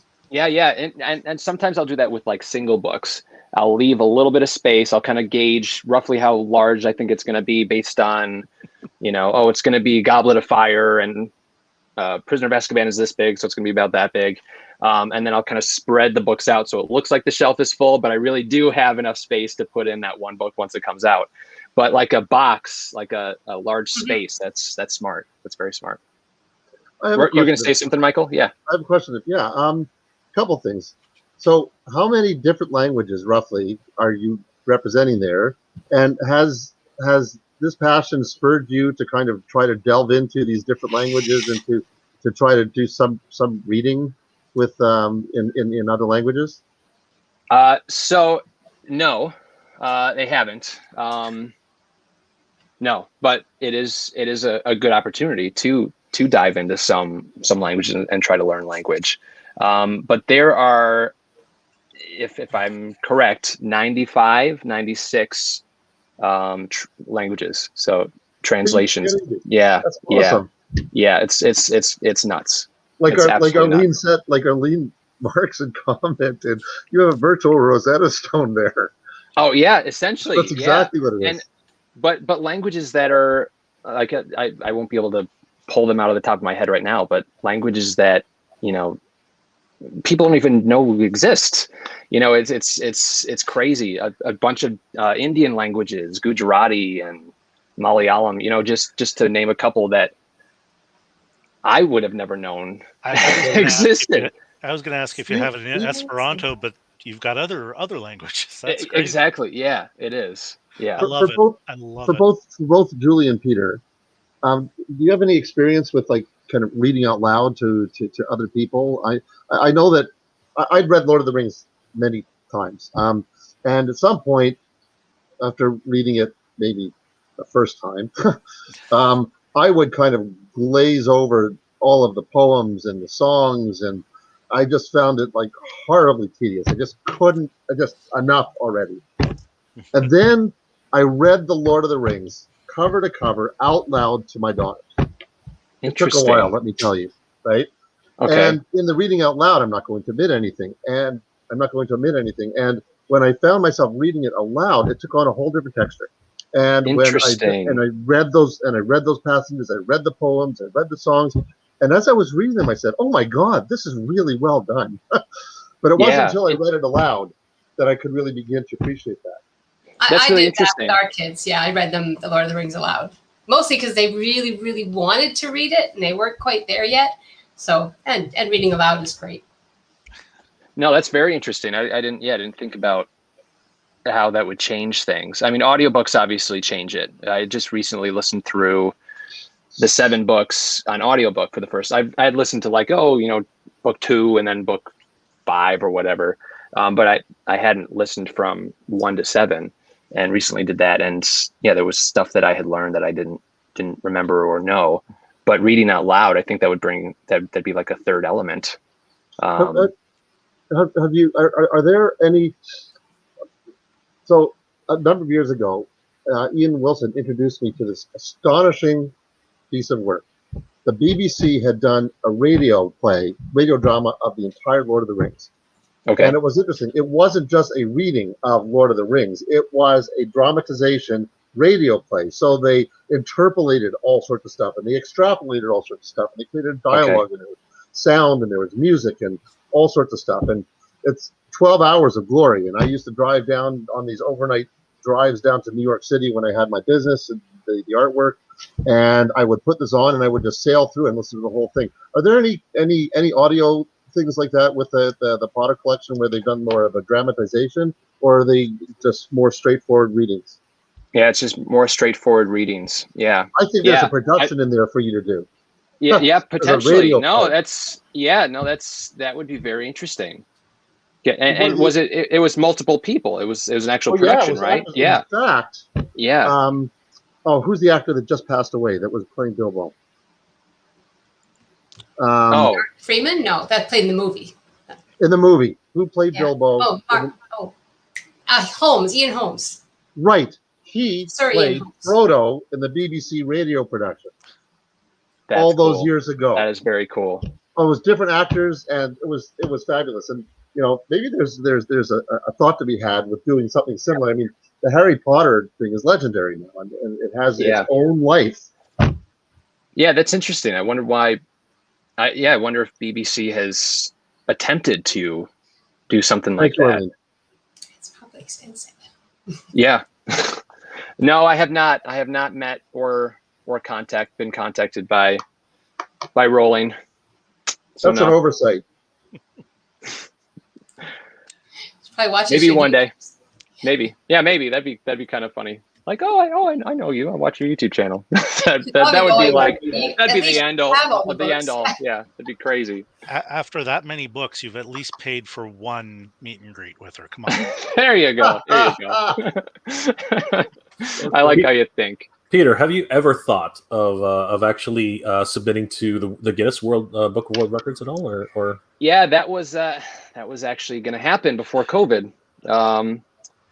And yeah, so but the negative to going for the record is they require you to take your whole collection to basically a public location. So I would have to rent like a hall or a space, move 2,000 books to that space, and then hire 2 official counters. So it's a very daunting thought to have to move all these books. How far are you from Toronto? Could we get you? I'm in. Don't say it one more time. I said, how far are you from Toronto? Could we get all the books to Toronto? I'm in Chicago. Maybe we could rent a U-Haul and drive them up. Wow, I've done the drive from Chicago to Toronto. It's a full 24 hours nonstop. It is. Wow, I didn't realize it was that far. Sorry, 12 hours. Around the lake. 12 hours. Yeah. My apologies. I didn't mean 24. I meant 12. Okay. Yeah, it's Julie's right. It's around the lake, right? So it's around Lake Michigan. So it's you gotta kind of go make the fish hook detour. Okay. Right. Taz. You are an evil rat bastard. Now you have easy. Now we got to keep it clean. Yeah. We got to keep it clean, guys. We got to keep it clean. There's definitely something there. I can see what you're thinking right now. I mean, I only do these things. Also, I only do this when I think it's good. One of our dear friends is Annette Mosek, who is a librarian at the Merrill Collection, and I know that she is just on the cusp of retiring. So by the time anything might be organizable, she will have left and gone on to much greener pastures. However, she might be able to make some introductions, and whether even if there was a virtual tour of your collection, or if you wanted to do that business for the Guinness, maybe we can find someone to help sponsor the moving of stuff. Yeah, which would be awesome. But there's lots of possibilities. It reminds me of the whole Lord of the Rings nonsense when I did all those posters. This is a bad place, man. Bad. Oh man, I will get even. I wanted to shout out to Carlos. Keep collecting, Carlos. Yes, Carlo. What a journey for Peter. Ha ha ha. Living up to his motto, keep collecting. Yes. His sign off, the sign off, the motto, wonderful for everybody, right? And yeah. What tips do you have for people? Like I got tons of tips for people who do what I do. Yeah. But what tips do you have for people who are trying to collect Harry Potter books, Peter? A lot of people say, it's too late. It's too late for me to start collecting. There are too many collectors out there. And it's true. There are a ton of Harry Potter collectors out there. The value of things has just skyrocketed. And I attribute it to my generation who grew up with Harry Potter. We are now old and we have adult money to spend on things that we wish that we could have purchased when we were younger. But it is not too late. So educate yourselves, literally learn, go on eBay and different auction sites, see what things are selling for, see what intrigues you, what you might want to purchase or start collecting. There are tons of avenues from, noble collection items to books to, pre-movie items, action figures and collectibles that you can collect. But the only way you learn is by diving into content. You can see my videos. I talk about different things, but for me at least, it's going to eBay and just seeing what things sold for and getting an idea of what things are worth. And again, what's out there, and then looking at lists. There's tons of lists out there of, these are the different items in this particular line or collection. So my biggest tip is just to jump in, feet first, head first, whatever first, and explore everything that's out there. It's not too late. So when people say it's too late, it's still not too late. I'm finding rare things for really cheap. You just have to know what to look for, and you'll find them. So, excellent. Those are some great tips. I did want to follow up on that, but I was going to say, Taz has to go. Thank you, Taz, for sharing your memories with us. It's been an absolute pleasure. Thank you. This has been great fun, and I am so upset that I have to leave before our next guest that you're going to absolutely put in shortly. Thank you very much for letting me have some time with you all today, and I'll hope to see you again soon. In person.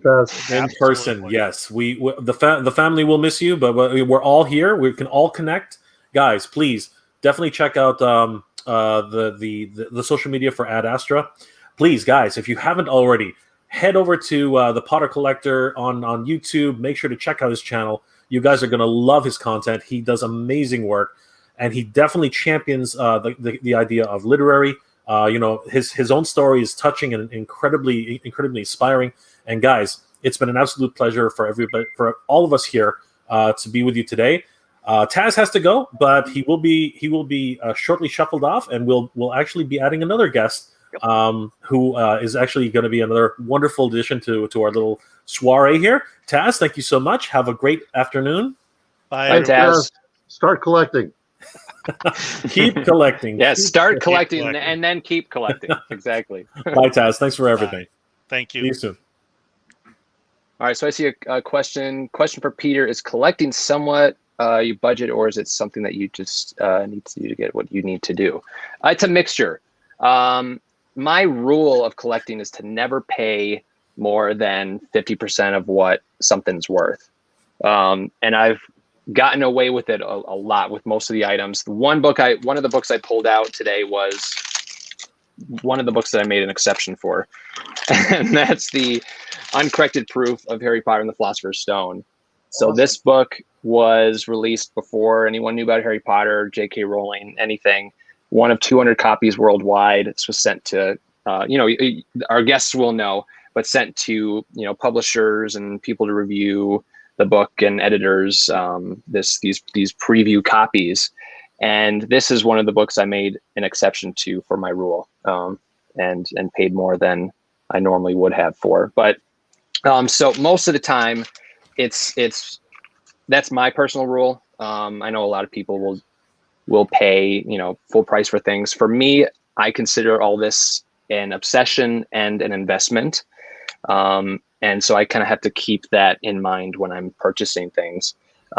So it's kind of a mixture of I budget, but also do what I need to do sometimes in the case of the uncorrected proof, at least. I don't know if that answers the question. I think it does. Absolutely. Thank you, Carlos, for that wonderful question. I remember when you found that Grail, you actually showcased it on your channel.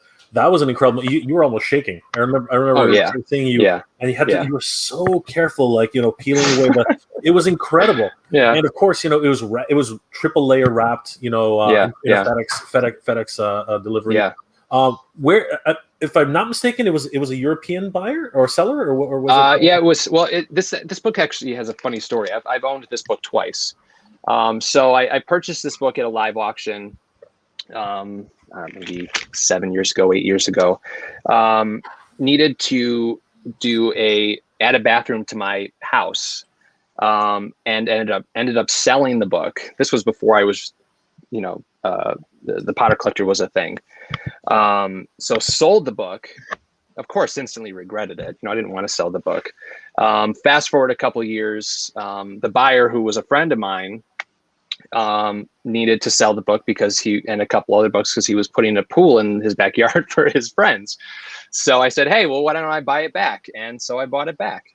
I paid more than I sold it for, but bought it back. Happy. So yeah. So that's kind of the story behind the book, at least. But that's wonderful. The fact that, again, keeping it within the family, keeping within the community, which is really important, right? This is the preservation of history for us, right? I love that. Our literary works are our history, right? The stories that we tell from time immemorial, when we were cavemen, and just swapping stories, and the vocal literary works, right? They're honestly, they need to be put down on paper. Right, Beowulf, all the ancient tales, and you know what? Speaking of which, at this time, I'd like to bring in another special guest. Sorry, not to cut you, Peter, but no, not at all. Yeah, so let's bring in our next special guest, a very good friend of the convention, guys. It's been so long since we'd all seen each other, and I think this is going to be a wonderful, reunion for a lot of us. And you know what? We're just going to crash his panel too. Why not? Let's just keep going with the Ad Astra feel. Let's just go ahead and have our very special guest, Ed Greenwood, join the stage. Ed, good to see you, my friend. Hi. Can you hear me? Dude, we can hear you. Excellent. There's the signal. So everybody, do the signal. We're gonna put our ears to our. There we go. That's it. We can hear each other. Oh, that's gonna be magic. Ed, how are you? How are you, my friend? I am fine. Is this where I tell Peter I have one of those proof copies in a shipping container in my yard with about 200,000 other books on top? Do you really? It? Yeah, in a box. Which one? The original. Is I it guess Philosopher's Stone or Sorcerer's Stone? Philosopher's Stone. So you have this book right here? Yeah, from Frankfurt.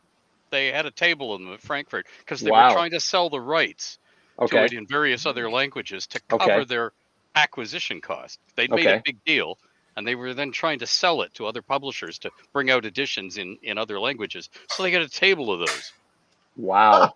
So I glommed onto one because, hey, I was wearing a suit. The only time that year. Well, good on you. I mean, you've got quite a valuable book in that shipping container back there. What's your address? No. I can tell you with impunity because you're not quite young enough to get through those shipping containers before you leave. I love it. Well, you'd be surprised what motivation can do. Well, I'll pass in sandwiches, What? Because you'll be excavating tons of fun stuff. Exactly. All right, Peter. Here's a quiz for you. What magical spell would help us get through that pile? Like how to find it properly? What magical spell? Yeah. Well, I was gonna think we could use Bombarda Maxima, which kind of like will just explode a wall. But it's probably a locked shipping container, so you don't want to do that because you don't want to damage the book.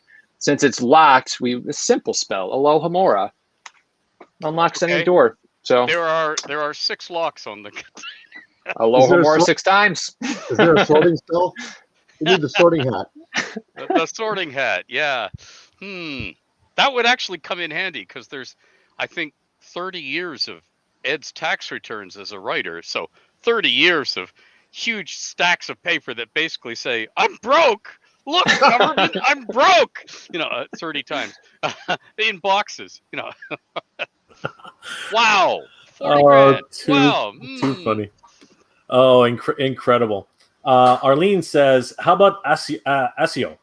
ASIO, yeah, I don't, it wouldn't go through the wall, so we'd have to use Alohomora first, I think, to open up the door. No, actually, that's a lie, because in Goblet of Fire, Harry uses Accio and for his firebolt, and it blasts through the castle. So, yeah, we could use that spell too. So Ed, just before we start sharing, why don't you give everybody here who doesn't know, and I don't know why they wouldn't know, but doesn't know about your work, a little backstory about yourself, your maybe a small memory about Ad Astra, and then we can just keep hijacking your panel here. Okay, sure. Yeah, I hate doing these things. They sound so braggy. I'm a Canadian library worker, mild-mannered, blah blah. I have been writing professionally for 56 years, and during that time, I have contributed to, or written, or co-written. I've lost count, but we're up around 420 books.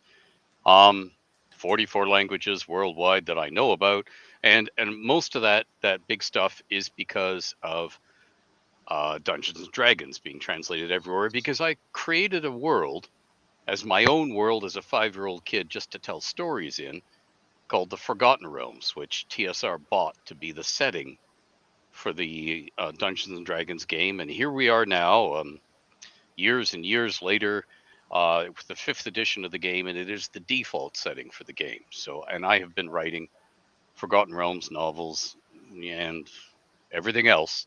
I have written Lord of the Rings stuff for computer games. All sorts of stuff. So anyway, enough about me, because I'm always writing. I've been writing tons of stuff today. And I'd like to give you several memories of Ad Astra. Some years ago, a guy who runs a very successful convention in the Midwest came to Ad Astra to see how could it be improved, gussied up, etc. And he attended incognito and said, "No, you don't have to do anything to improve this convention. It is perfect for what it is. It is a high school reunion for Canada's fantasy and science fiction writers to get together. And it punches above its weight and has high-profile guests from all over the world in all the genres that it dabbles in, and it dabbles in all of them. But there's always a cohort from Tor and New York Publishing, because of Tor, who comes to find out what Canadians are doing, poach writers, and it's always a great chance. And I've been attending Ad Astras on and off for years. I remember Julie and I doing the opening ceremonies 10 years ago in 2011. David Onley was there as a guest, our Lieutenant Governor. And I always think that Ad Astra is the perfect con for meeting industry pros. If you're starting as a writer, you don't have big, fat guys in t-shirts with inappropriate sayings who are the security guards keeping you away from pros. You don't have to wear the mirror shades. You don't have to stand in long lineups, because they have to use the same bathrooms you have to use. They have to walk the same corridors you have to walk. It's usually a small convention, and you get to see them as real people being themselves. And you say, hey, that's fill in the blank of whoever really impresses you. I mean, for me, Ad Astra was the first chance I got to really sit down and chat with Roger Zelazny. That won't happen again. With Terry Pratchett. That won't happen again. So, there are times and places you go to a convention and you meet somebody, and they may be a nobody right now, or they may be a heavy-duty industry professional, and much later, you'll remember the good times you had, because the convention is small, intimate, and cozy. You can always buttonhole somebody, or you end up at a party sitting next to them, and you chat about something totally unrelated, and afterwards you say, who was that person? Their name tag had flipped over. I couldn't read it. So you elbow somebody else and say, "Who's that?" And they tell you, "Oh, that was Fred Pohl," or "That was Jack Williamson," or and you go, "What?" No, that's interesting. It reminds me of when I first met Tom Doherty, right? Yeah. And I was at World Fantasy Convention, and I have, as those that know me, a tremendous passion for the art show and the artwork. And I was just kind of cruising through and looking at stuff, and I keep on running into this guy, and we're making comments about the artwork. We're talking about Michael Whalen and stuff like that, and we're hitting it off, we're chatting away, and then it's like, oh, it's Tom Doherty. It's like, really? Are you kidding me? And it's that human connection, and in fact, sometimes it's the anonymity that allows that human connection. And we maintained some sort of connection. He came up to Ad Astra as a guest of honor, largely as a result of us kind of bumping into each other. And that's the kind of thing that happens at Ad Astra all the time. Yeah.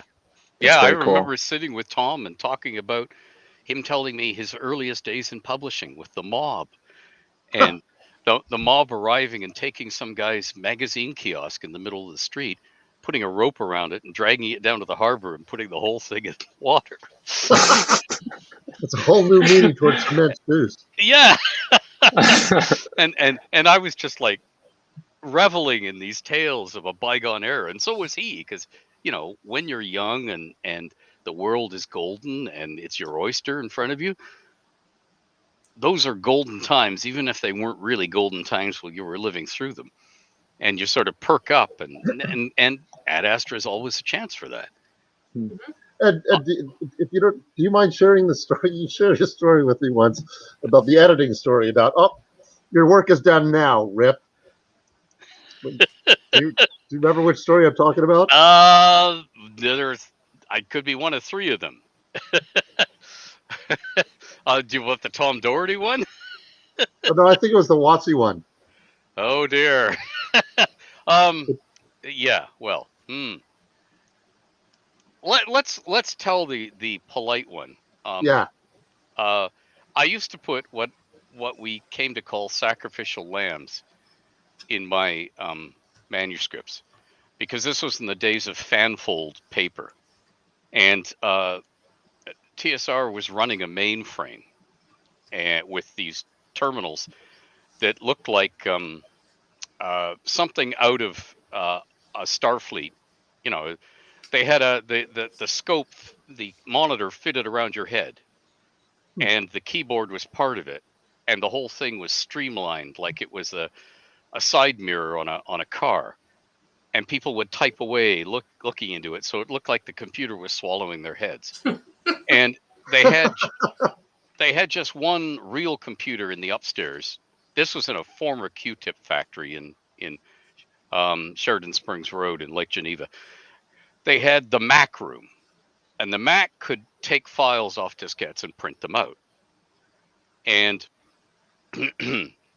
being as I was visiting TSR for tax purposes in those days, if you wanted to bring back a decent amount of stuff from a convention, you really had to stay in the United States back then 8 days, because you couldn't count the day that you crossed into the other country. So 7 days plus a day. So I would go to TSR and volunteer for a couple days, and then I'd work Gen Con for them as a volunteer, and then I'd come home and got my 8 days. And they would put me in the Mac room because they didn't want to displace somebody out of their own cubicle. And I knew how to use a Mac, and I didn't know how to use their mainframe with all of its cute keylining commands just to get into a file. So I would sit there at the Mac and get interrupted by everybody, because they'd all come in, sauntering in. It was right beside the bathrooms, and pick up their manuscript, and they'd rip it off at the perforations in the endless fanfold paper and take away their bundle. So when I was writing manuscripts for them, I discovered that this was, it's years and years ago, and it was very straight-laced Midwestern, small town America. Stuff that I thought wasn't very risque, they did. So I would put sacrificial lambs in my manuscripts. And when I found out and was on a first name basis with the people editing it, who in those days were usually gals, the gang of editrixes, I would write sex scenes purely for their entertainment and enjoyment, knowing that they would never make it into the book. And apparently they would be sitting there in their cubes with this giant fanfold thing on their lap, their feet up on the desk, fanfold thing in their lap, because that's the only easy way, unless you have a deep desk, and they didn't because these stupid mainframe monitors were on them. They didn't have a way, so they would put their feet up so they had their legs to turn the pages onto as they went through the fanfold. And I would just, I would know, and I found out later from reports from the front, because I was everybody's father confessor, and they'd phone me at the public library up in Canada and say, "Hey, Ed, you're never going to guess what some idiot just did." And then they would tell me and hang up. And then some idiot would phone and say, "Hey, you never know what..." And I had to pretend I hadn't heard the previous caller. So I was being their father confessor. So I was finding out all this stuff. And the lady in question, the editrix for that particular book, would get to the sex scene and she'd go, and then she'd look at it and go, flip, flip, flip, flip. And then she'd tear it off because the whole thing is not going in the book. And then she would set the fanfold paper aside. She would stand on her chair in cubicle land, clear her throat, hold the offending scene up so it would fanfold down to the floor, and then she would say, "Nora felt his hot breath on her cheek." and all these people would stop their editing all over cubicle land and go, and it would be like a 5-minute break. And then she would get to the end and refold the fanfold, and it was going home because it was not going in the book. And I had to stop doing Sacrificial Lambs when we got a new editor who was in a hurry, who just put them all through into print. Oh my God. That's great. Oh, priceless. If you want another editing, pure editing thing, global search and replace. Be very careful how you use that, because there is a faux leather-bound TSR book embossed cover out there in which they decided right at the final editing stages they were not going to use the word mage as a synonym for wizard anymore, because mage was going to end up being its own subclass. So this can't go well. They did a global search and replace. The problem is, if you don't specifically limit it to a whole word, when you roll dice, they do damage. So many points of damage, until they do all the way through an entire book that goes to press and is out there in the hobby shops. So many points of the wizard. 3 to 6 the wizard. 4 to 18 the wizard. All the way through the book. So there's a collector's item for you. It's out there. Well, it's not really a collector's item because I think they printed 75,000 of them. But anyway, yeah, I can tell editing stories the rest of the day long, but that makes publishing seem like such a how can I say? It makes it seem as error-filled as life for everybody else in the world. You know how chuckleheads rule and incompetence reigns, and people cheerfully drive over the edge of cliffs. And yes, publishing is all those things, but it's also a noble, art-worthy endeavor in which we do all those pratfalls because we're trying to bring something wonderful into the world. That doesn't just mean we killed some trees for this. on that note, thank you for sharing those wonderful limericks. On that note, Peter, are there any rare books out there that have typos or mistakes that you've collected over the years? Like there are, but they don't really. The typos aren't really what make them rare in the Harry Potter world, at least. Like Philosopher's Stone, the first printing of Philosopher's Stone has typos in it, but it's the fact that it's one of 500 copies that makes it rare, not the fact that there are typos in it. You know what I mean? So there's not something that I know of, at least, that is rare because it has a specific typo in it. Yeah. What are your favorite ones to collect? Like the little gems that you like? Is there anything particularly you like to collect? I mean, the proofs, the uncorrected proofs, those were fun to collect. Those are probably the gems that I would. Yeah, those are the gems that were fun to collect. Besides that, it's just at this point, it's whatever's new. Something's released, gotta buy it. Gotta keep collecting. So yeah. I think we're all Harry Potter fans here, aren't we? Julie, did you enjoy Harry Potter? Oh yes, I have a couple of wands up there.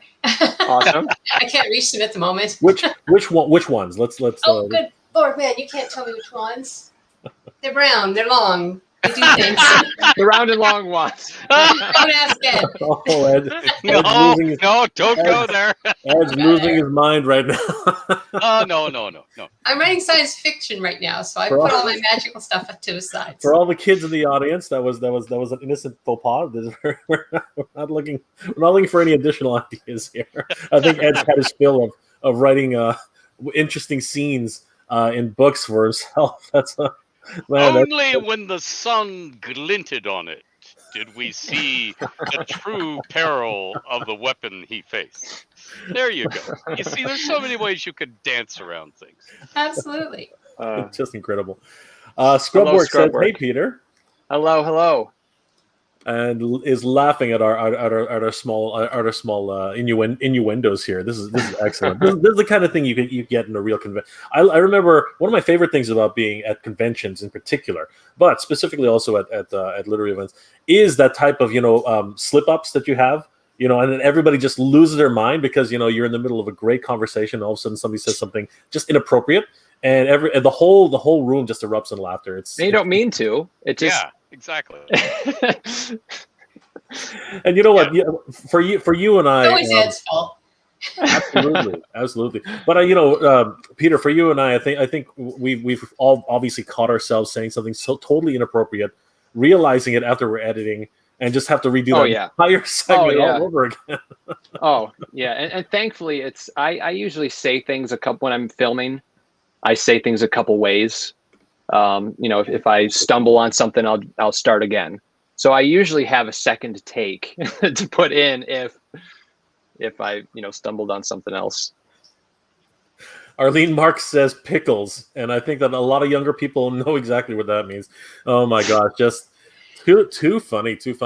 Let me ask something. Arlene's remembering the day that at the Ad Astra bar, there was a very large jar of pickles for no particular reason that any of us knew. And Ed happened to be nearby. And I'm leaving it at that. Why, whatever do you mean? Darn COVID. It seems to have ruined some fun stories for me to join you guys in 2020. Honestly, I'm so looking forward to when we can all gather again and really have these moments together, right? And I think we're getting there. It's getting. You know what? I do want to say one more time to everybody out there. I hope everyone's doing well and staying safe. I mean, one of the things about not being so far apart is these connections, these human connections that we all need and miss. I miss going to conventions. I miss seeing all of my friends here, Julie, Ed, Michael, Peter. I would have loved to meet you. Such fascinating personalities here, and you know what? We're all in this together, and I hope that everyone's families are doing well, all your friends are doing well. And there's a time and place for everything, but yeah, being able to connect once again will be absolutely fabulous. I think we're all gonna really revel in that. And I want to thank everybody again for this opportunity to speak to each and every one of you. You guys have been incredible. I do want to also take this opportunity to once again remind everybody that this is as we're all gathered here for the same purpose, which is of course literary events. And it would mean the world to us if we can continue these events going forward, 2022 and beyond. I really hope that we can definitely connect once again, in person. It would mean the world to all of us, I think. And if anybody is in the position to help the channel, getting too used to that. If anybody's in the position to help out, Ad Astra, please, check out our Patreon. Okay, our Patreon pages are scrolling across the screen. The links are in the description below. Thank you again. Throw money. I want to just say something about that briefly, because we didn't really delve into it.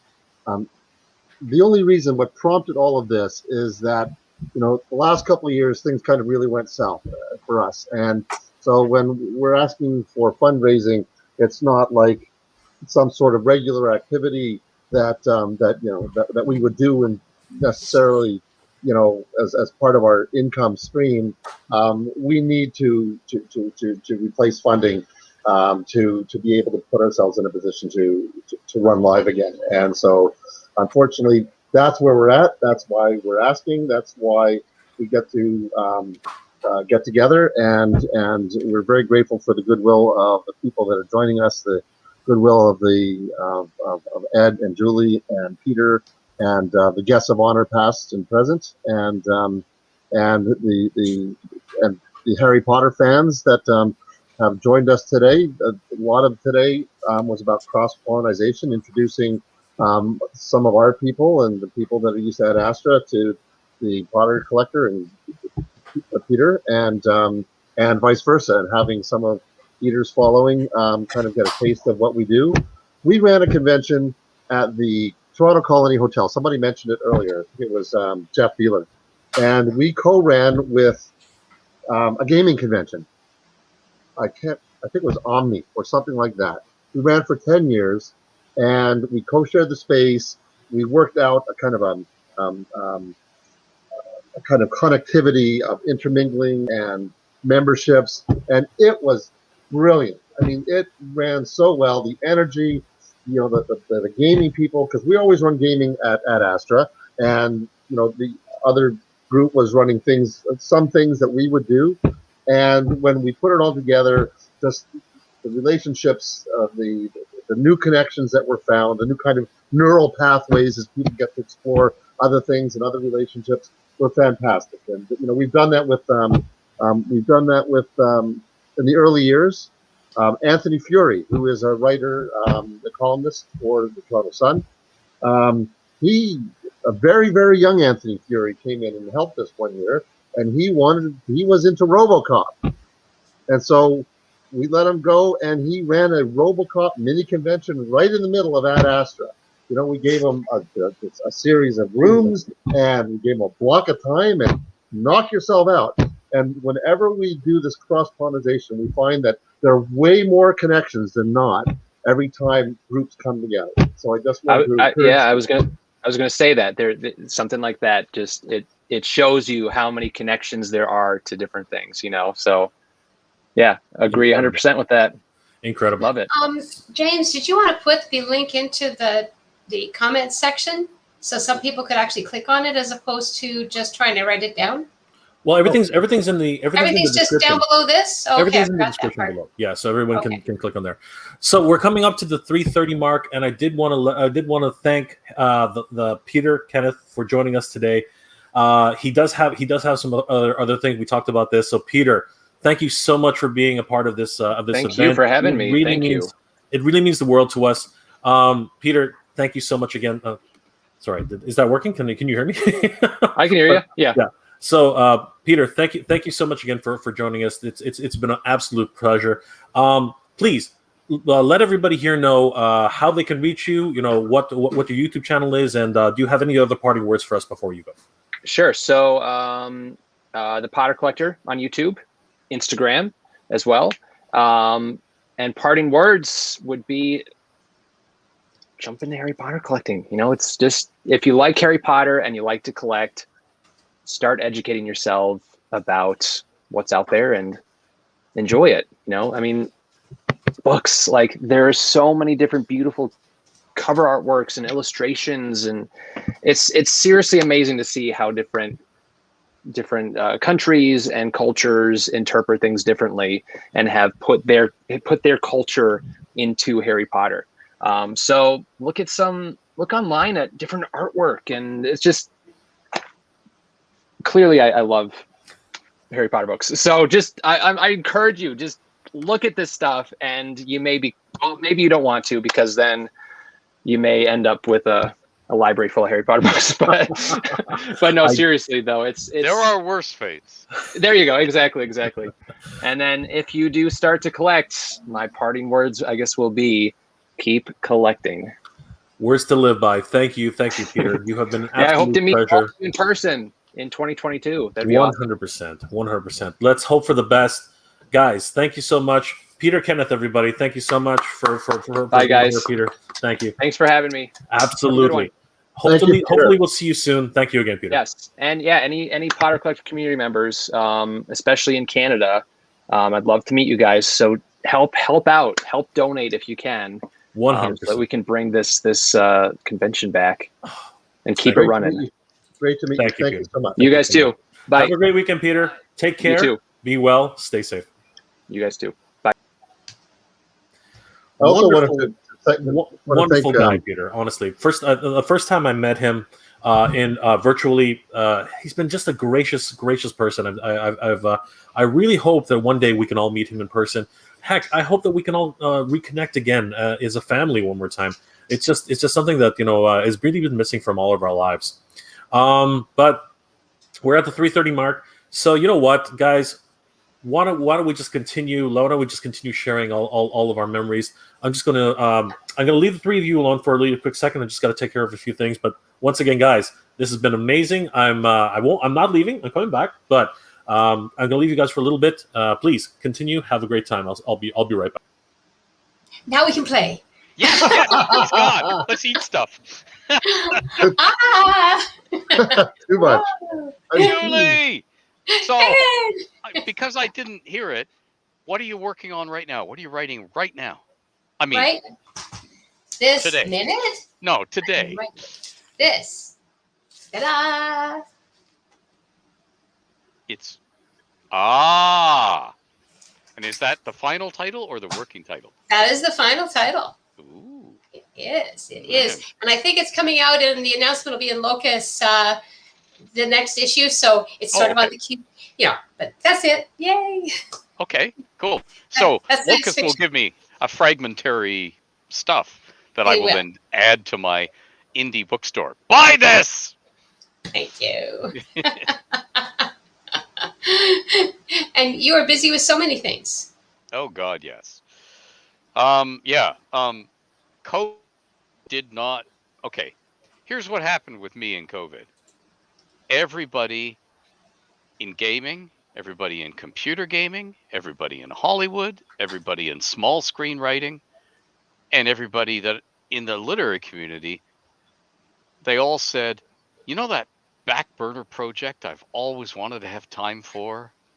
Well, it's COVID. I got time for it. So all over the globe, in every different time zone you can think of, they said, "Hey Ed, do you want to? I need you to write this is going to be real good." And because we've been talking about this at Ad Astra and other conventions with these various people for like 3 decades, I'm not going to say no. I'm going to say yes to every one of them, because every one of them is going to get their pet project into print. But what it means is it's been hell in here for me for the last year and a half, because I literally am like that guy who runs out on stage because the juggler just suffered a heart attack and fell into the orchestra pit, and you're trying to catch all the glass balls that he was juggling before, and then they throw more glass balls at you because they think you're a clown. And the music goes faster and faster. Yeah, you go faster and faster. Yeah, and you're going, no. Yeah, so that's where I've been for a year and a half. It's speeding up rather than slowing down. And I can tell you that in this last week, and they're sitting on my desktop right now, right beside this open window I'm talking to you through, hello, magic, are 6, count them, 6 novel manuscripts I have to read and blurb, hopefully in this week. Yeah, and they're all from friends, and I all want to really do justice to their work, which would mean slowing down and enjoying it. So at 2:30 in the morning, when I hit the sack, my wife says, "You're not bringing the computer to bed with us," because I don't have a working laptop at the moment. It's full sized. Hey. Dude, we gotta talk. For some reason, she objects to a 25-pound CRT monitor being on her lap. I don't know why. I mean, she married me. She should know it's gonna happen. But anyway, yes, and that's been my life. So that's what I'm working on. That and the usual raft of about 40 games, and short stories and web articles and articles for other people. And could you just fix this for us? And there's something wrong in the tense, this tense argument between 6 characters in the climactic scene of my novel. Help! So you always say sure, because as a greedy reader, you want a new thing out in the world. You want to buy that book. And you want the person who's selling it, sitting behind the table at the convention, to be happy.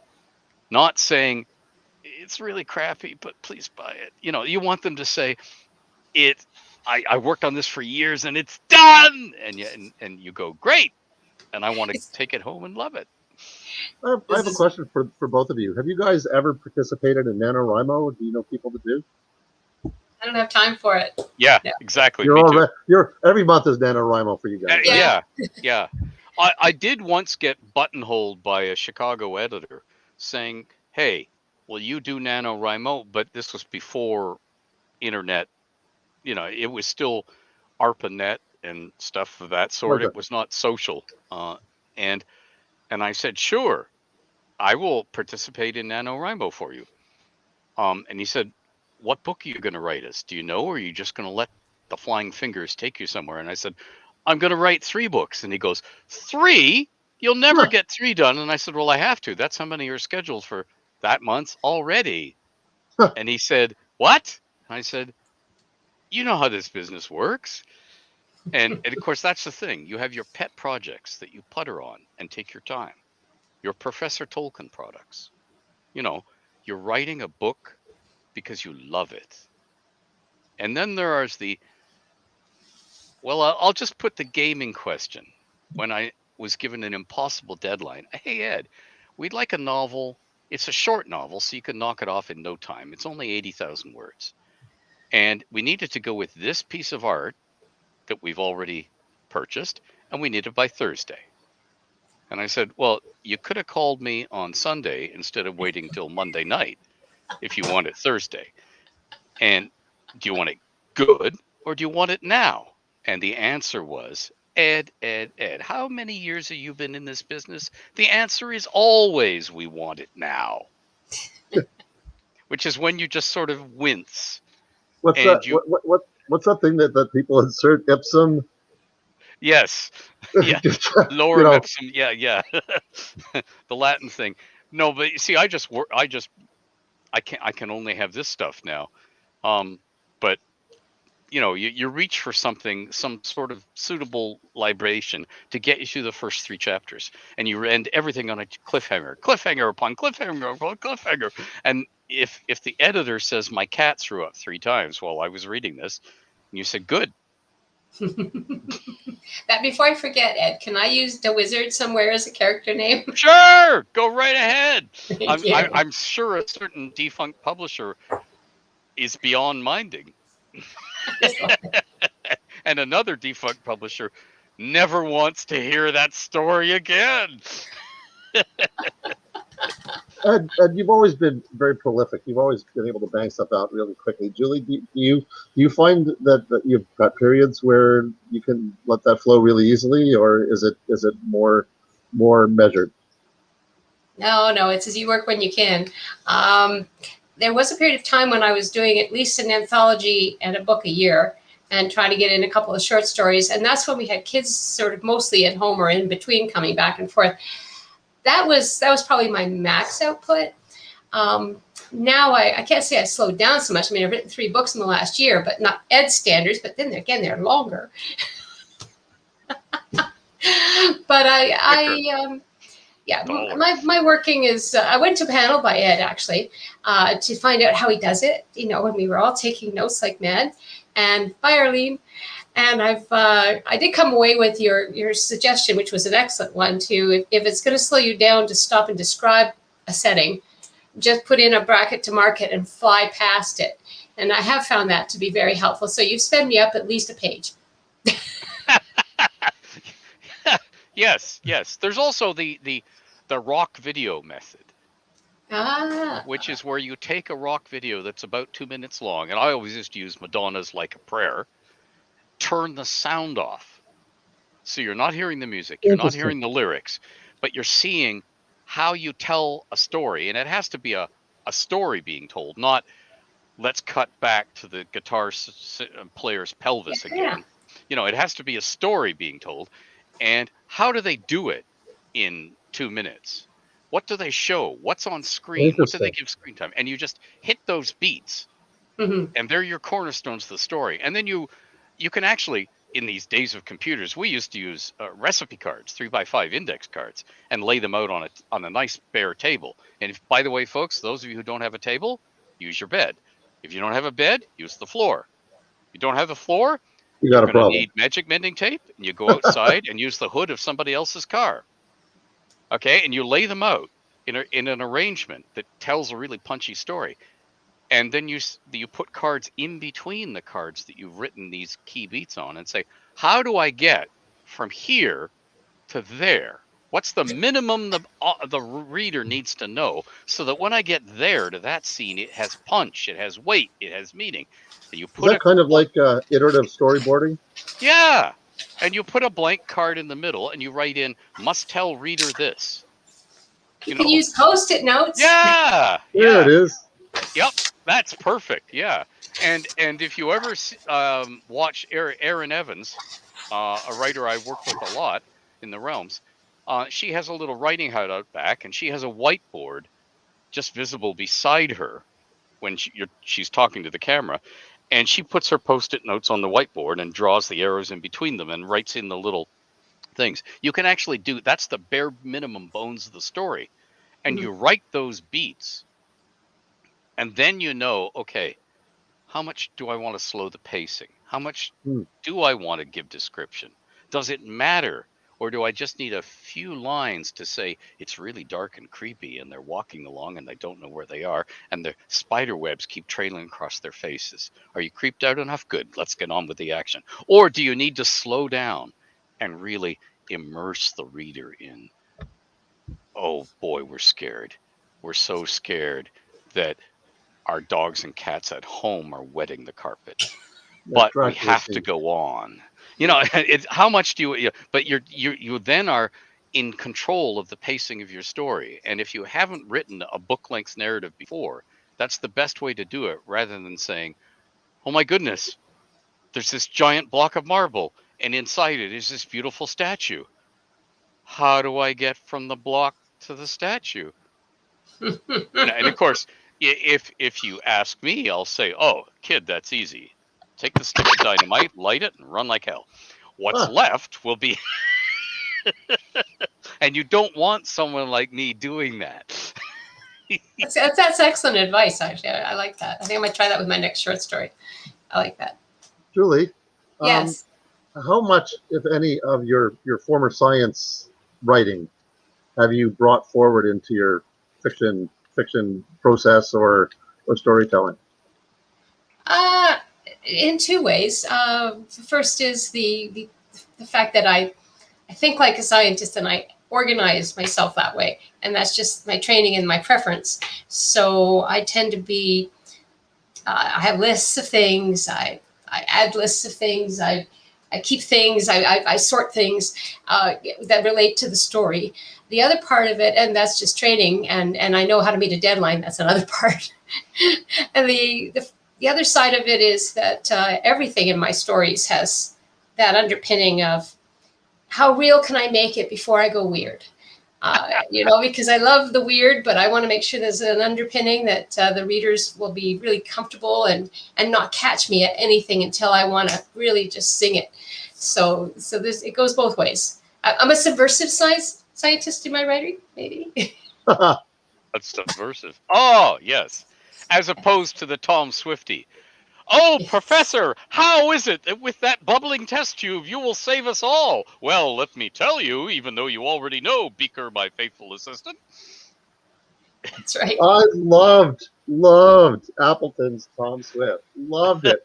I had the entire collection. It's really what got me started. I mean, I read some of the Narnia and stuff like that, but when I really jumped in, just before I got to the more modern day writers, and that the authors that really pulled me in, Michael Moorcock, Andre Norton, Marion Zimmer Bradley, Ed Howard, but the first in was Tom Swift and his electron Mine was microscope. Gulliver's Travels was the first book I remember reading on my own.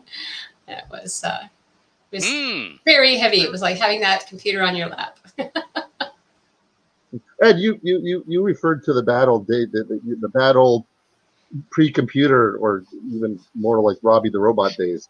Do you recall that Ed and I, we really kind of met at Ad Astra, but we kind of knew each other kind of associatively from back in the early 1980s, late 70s, with a place called Mr. Gameway's Art, right? Yes. And do you remember the bridge on the third floor? Yes. And we had installed they had installed in the computer stations for the various in the bridge areas. They had installed monitors, right, CRT monitors, and we were linked up to CompuServe, and we had the earliest computer games. The Star Trek one where there's an E for the Enterprise on a grid, and do you recall any of that stuff? Yes, yeah. Going up the back fire escape and in the Full Spectrum Gaming Club had a full-size mock-up of the bridge of the Enterprise, the original Star Trek series Enterprise. As I recall, the iris door, was just like the real one. You had two unseen techs had to pull the levers, like they had large handles that they'd taken from barn doors, and you pull to the side while going, which is, by the way, how real writers plan out all of their science fiction stuff, which is why you should not call the police if you see a man and a woman in the moonlight running across their back garden going, pew, pew, pew, pew, pew, pew, with their fingers. No, I mean, if they're actually using guns, maybe. But I mean, if they're just using their fingers going, pew, pew, pew, don't worry. They are planning a climactic scene for your latest Hollywood blockbuster or best-selling science fiction line. Leave them alone. Delay the release of the wonderful masterpiece. I wish I'd known you guys then. we use the cardboard inner tubes. Yes. From you remember, right? From so when they were doing renovations at the club, the carpets, right? And they roll those carpets out, and in the middle of these carpet rolls were these cardboard tubes, which at some point, sometime between somebody deciding to throw puppy kibble at other people down the fire escape, and they would be walking through the line, or at some point somebody got the bright idea to turn these things into swords. Yes. And so, and speaking of being downtown, there were I don't know, a dozen of us running around downtown Toronto, particularly around the parkland, around the research library, whacking each other with these cardboard tubes and throwing water balloons at each other and tearing down the streets like mad, crazy people. And it's a miracle that the police didn't get, like a miracle the police didn't get involved. I can tell you a story about the Ontario Science Centre and the parkland around that. And the police who were sitting in the parking lot did get involved. There's a bunch of people running across. And they just sort of pulled up beside us on a hot summer night, rolled the windows down, said, "Good evening." And we said, "Good evening, officers." He said, "So, are we having fun?" "Oh, no. Haven't you heard?" "What do you mean, heard?" "Oh, so your security clearance isn't high enough then. Sorry, we can't talk to you about this." And we ran off into the woods, leaving two guys in their cruiser looking at each other, and they were obviously, I'm not chasing them. I'm not getting out of the car and chasing them. There's mosquitoes out there. So I never know what they put in the report. Probably uneventful shift, rather than saying, well, there was all these gals and guys running around and they were going pew pew pew, and no, never mind. Lunatic encounters. I have to go, gentlemen. Much as I love being here with you. Oh, Julie.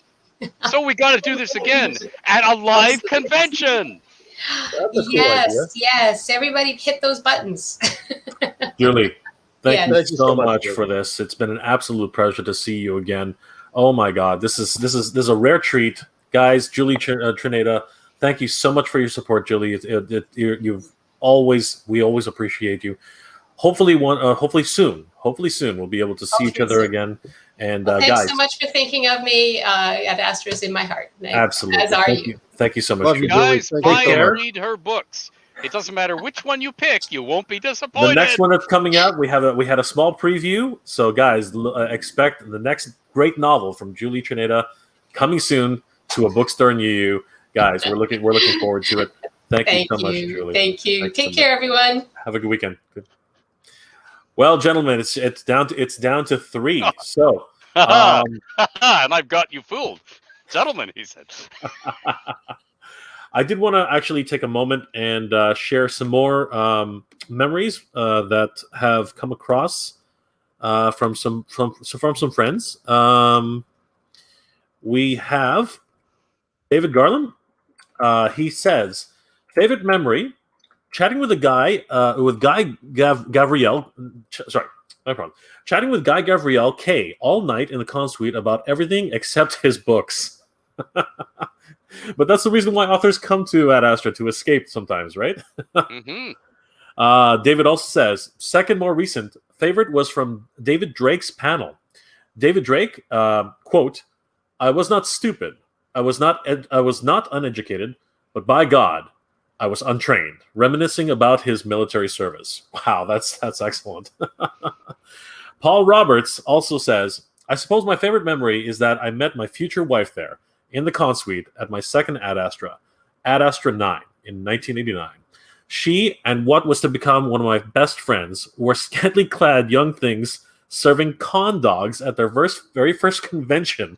Quite the memory, even today. It's not a wrong thing to say that Ad Astra measurably changed my life for the better. I met many of what are my best friends there in a great atmosphere, shared geekdom, a thing that was nowhere near mainstream than it is today. Absolutely. Thank you for sharing that memory, Paul. Lisa lets us know that her first event went to a reading for Adrian Kress, Leslie Livingston, and Tamora Pierce. Had to take the elevator to get there. Had a wonderful chat with a gentleman in the elevator. And as we got to the top, he says, you don't know who I am, do you? It was Rob J. Sawyer, the guest of honor that year. And Paul reminds us that elevators have always been a great way to meet guests and guests of honor at Ad Astra. Wonderful, wonderful memories. I can't believe it's been too long, well too long, as we could get together. Ed, Michael, any other more memories that we'd like to share? Well, let me just start with the elevator one.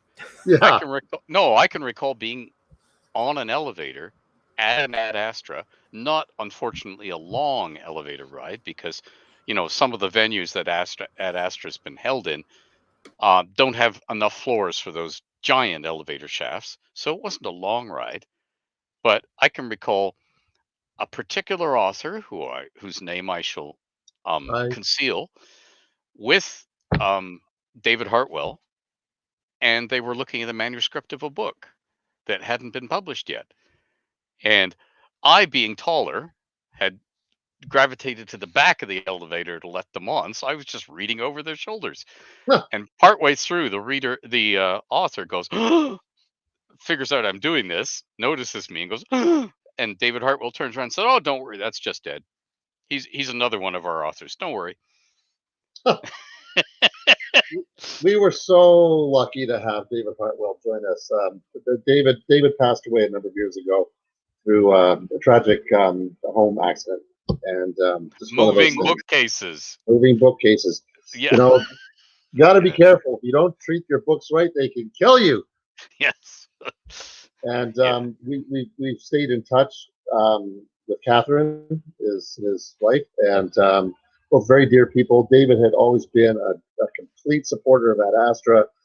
He would come up on his own hook, on his own dime, to virtually every Ad Astra, and eternally grateful for him. And he would bring his wife and bring his child, and we've missed all of them. Ed, the elevators at Astra have always been a bit of an adventure. I mean, there were two notable ones. There was the one in the Best Western, the Primrose Best Western, which was down at Parliament and College Carlton area, and which has subsequently been turned into a residence for Ryerson. And no, yeah, we have killed off so many hotels. The Colony Hotel, dead. That got turned into a residence for University of Toronto. That was a great hotel. It was the Inn on the Park. Yes. Dead, and they ended up turning that into a car dealership and condominiums. The Regal Constellation, I have to admit, that wasn't us. We had nothing to do with that death. Right? We weren't there very often, but you know, so many of those mid-sized hotels that really kind of struggled to stay in business, and they've had to look. I mean, even we never ran at the Sutton Place, but even the Sutton Place, which was legendary for hosting the Toronto International Film Festival, they eventually had to go the condominium route too, because the hotel business just wasn't sustainable. And it's been really unfortunate. We've had some good hotels though. Yeah, and I remember when TSR was about to launch what became 3rd edition. I just had heart surgery, and I let my passport lapse, and therefore they all came to me. And they asked me, okay, what should we book? And he said, we want something sort of in the center of Toronto. None of us have ever been to Toronto before. So get me something in the center that is easy to get to, that I can't screw up if I rent a car and come from the airport. I thought Inn on the Park, because, you know, Leslie T Junction's at Eglinton. You can't go south, so you can't get lost. It's in the corner. So they rented multiple floors of what is now the condo tower, and they put Jenny and me in a ring of suites that had been the Howard Hughes suite. Really? So Howard Hughes liked to talk on the phone. So there were phones on both sides of the king-size bed. Next door, in the bathroom, there was a phone on the wall beside the toilet. There was a phone on the wall beside the sink if you were standing up. And there was a phone on the wall if you were lying in the bathtub. So we, of course, had fun phoning each other around the corner. And what we didn't realize is all the closets in these rooms were linked by doors in the back of the closet going around the hexagon around the center elevator core. And if you went through those doors and locked them or closed them, they snap locked. So I ended up stark naked 3 suites away from my wife. And I said, hey, could you let me in? And she says, sure, but I'm sure security is going to have some fun when they see this stark naked guy walking around the corridor to our door. And I said, just make sure you open the door, okay? Beard wasn't quite long enough. Yeah, but of course we had the whole floor to ourselves, so no harm done. But yes, and I think we can never do that again now. Now that's somebody's condominium suite. Darn. Yeah. You know, one of the things I always wanted to do at a convention, in 1981, a friend and myself, we ran probably Toronto's first gaming convention called Hexacon.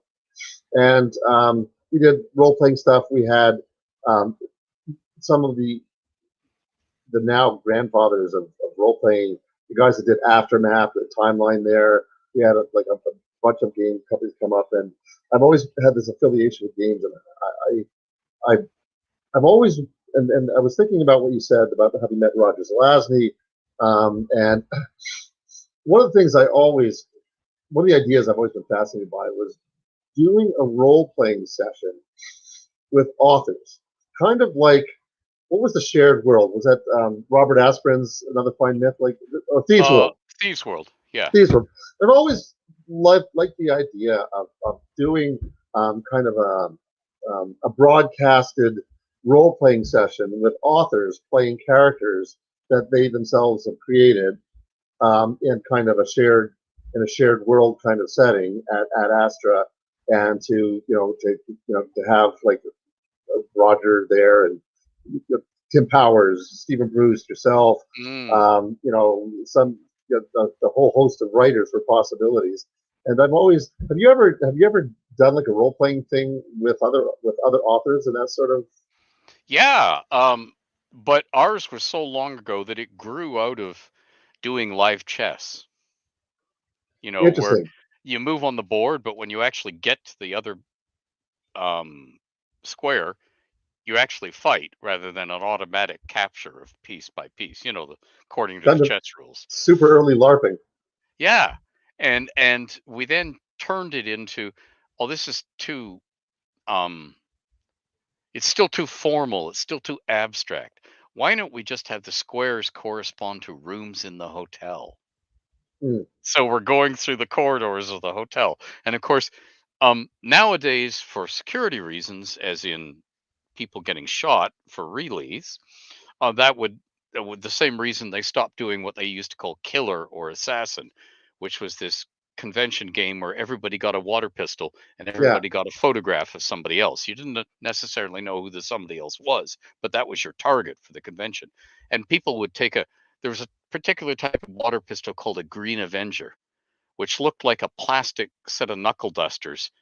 I remember that. A thing in the palm was the water reservoir and a thingy. And you could actually break all the pieces off of it except the reservoir and the plunger and carry it concealed in your hand. So you just be walking along with your hands sort of like this, and the whole gun would be in it, and you could hold it so it would fire between two of your fingers, and you just get up to the guy, hopefully in an elevator, and go right in the face and get him. And of course, they had to stop doing that at conventions because they had a convention in the States. The security guard was armed. He saw a kid make a shooting motion, which was with a water pistol, and he turned around and shot the kid.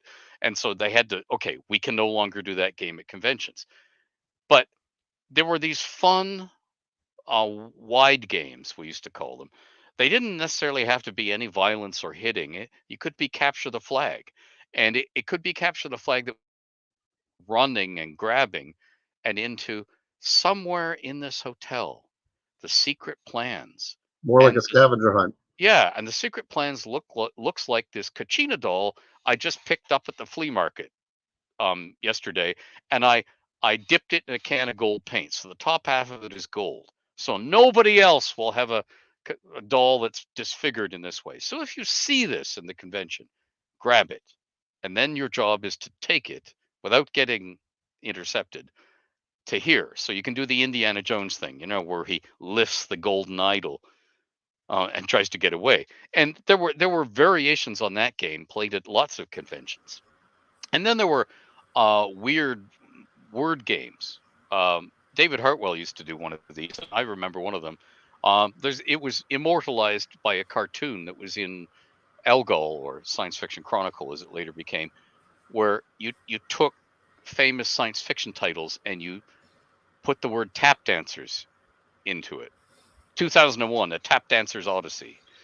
The Tap Dancers Saga, or CT Ship, CT Tap Dancers, or whatever, and people were doing stuff like that at conventions. So, and these are silly little games because we're being kids, we're playing. We're doing the cool thing. You don't grow up if you go on playing. Go on playing. There were times at Astra where David Klink, Carolyn Klink would do these poetry sessions, and they'd be kind of like flash poetry, and they'd be contests, and you'd all have like those magnetic word things, and you have a jumble, and it's like everybody go, sort of thing. So there's a lot of fun and creativity that happens at these things. Yeah, and they're magic moments that you will never get to participate in if you don't show up at a live convention. And our live convention was Ad Astra. This is where and you know something else you don't get. You don't get chocolate tastings or scotch tastings or wine tastings or beer tastings. And for those that aren't familiar with Ad Astra, most years we run some sort of tasting events. I don't know if that will survive, but that was also Guy K used to come for the scotch tasting. Yes. So it's just really a lot of fun. We can't forget about the room parties. The room parties are killer, awesome. Right?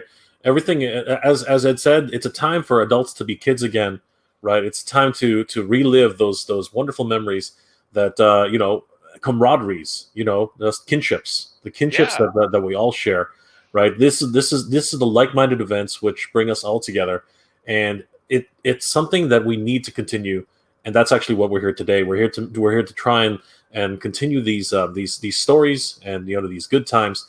And I want to thank each and every one of you guys for being here today. Ed, thank you so much for your time. It's been an amazing, recollection. Hearing some great stories from you, Julie, and now our brand new friend, Peter Kenneth. Hopefully we'll be able to meet him someday in person. Michael, thank you again for helping to organize this. This was a wonderful effort by the entire Concom. The board. Thank you so much for everything you guys have done, all your service. This is incredible. Once again, guys, we really do appreciate all the support and love and just all the efforts that everyone here has brought together in support of Ad Astra. If you are in the position to contribute and help the convention continue on into 22 and beyond, please do check out our Patreon page, which is scrolling across the screen. Julie did mention earlier in the stream that we also have a PayPal account which can be contributed to directly. Both of those links are in the comment section below. They're also available on our website, which is adastra.org, ad-astra.org. Learn more about SupportQuest 2021. This is going to be the first of many such events. Hopefully, we'll be able to see Ed again in another one of these upcoming events. Hopefully, we'll be able to see Julie. I'm not sure if Peter's schedule will allow for that, but I really do hope that he'll be able to join us again one day. We'll hear from Michael, hopefully some other members of the board, share great memories with other members of ConCom, past and present, and of course, friends of the convention. Guys, this is very important. Honestly, all the support is very much appreciated. Once again, you can help support on our Patreon page, which is patreon.com/ad_astra. It's only $5 a month. If you'd like to contribute, please consider it. It really means a lot to us. Or you can donate directly on our PayPal page, which is linked to in the description on the description below. Well, guys, you want to just pick out the comments before you sign off? There are a couple people added a couple things there. Okay, sure. Let's. There are quite a few comments. I'm not gonna candy coat it, but right towards the end. Mary mentioned the beefcake cheesecake. Sure, we will try to. Let's take a look at some of these just before we get going. Unfortunately, because of the nature of live, we can't always get to these, but we'll try to grab a few just before we sign off. So Scrubwork is laughing at our stories, which is awesome. Before Peter left, said hello. Arlene reminds us all about pickles. So pickle, Ed's having a good time with that one.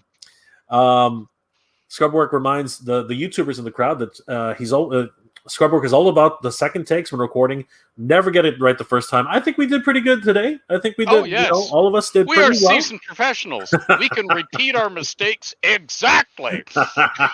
Exactly. And it sounds amazing. Arlene says the vibe and energy are what she misses the most about meeting people at the con. This is absolutely true. It's these interpersonal relationships, meeting people in general, meeting new friends. New friends are the biggest thing. Michael Green says that's very interesting. that was in reference to the gaming comment. Somebody had mentioned something about a game being launched. Got you. Murray basically says, no more responsible adults in the room. Everyone can play nicely, which did not happen. Michael says, no, don't keep it a secret. More no one needs to know. Murray also reminds us the beefcake and cheesecake fundraisers for Casey House. Those were excellent times. Yes, indeed. And those subsequently morphed into the Doctor Who tea parties. So they've gone a little bit away from the more risque beefcake and cheesecake, but we have continued. Ad Astra typically does a 1 hour event or 2 hour event. That's a charity event for Casey House or one of the other local notable charities. Excellent. And you know what? We try to encourage all of those new initiatives, trying to support local groups and local events as much as possible. And in doing so, we seem to be on the receiving end of that too now, hopefully. And again, guys, thank you so much for your support. We do miss all of you. We love each and every one of you. Hopefully everybody out there is doing well and staying safe. Our last comment for the evening is Lord Girick, the dance was always good. Yes, this is definitely something. Always love the dances. Guys, thank you again for coming and sharing some time with us. This has meant the world to us, all the ConCom here.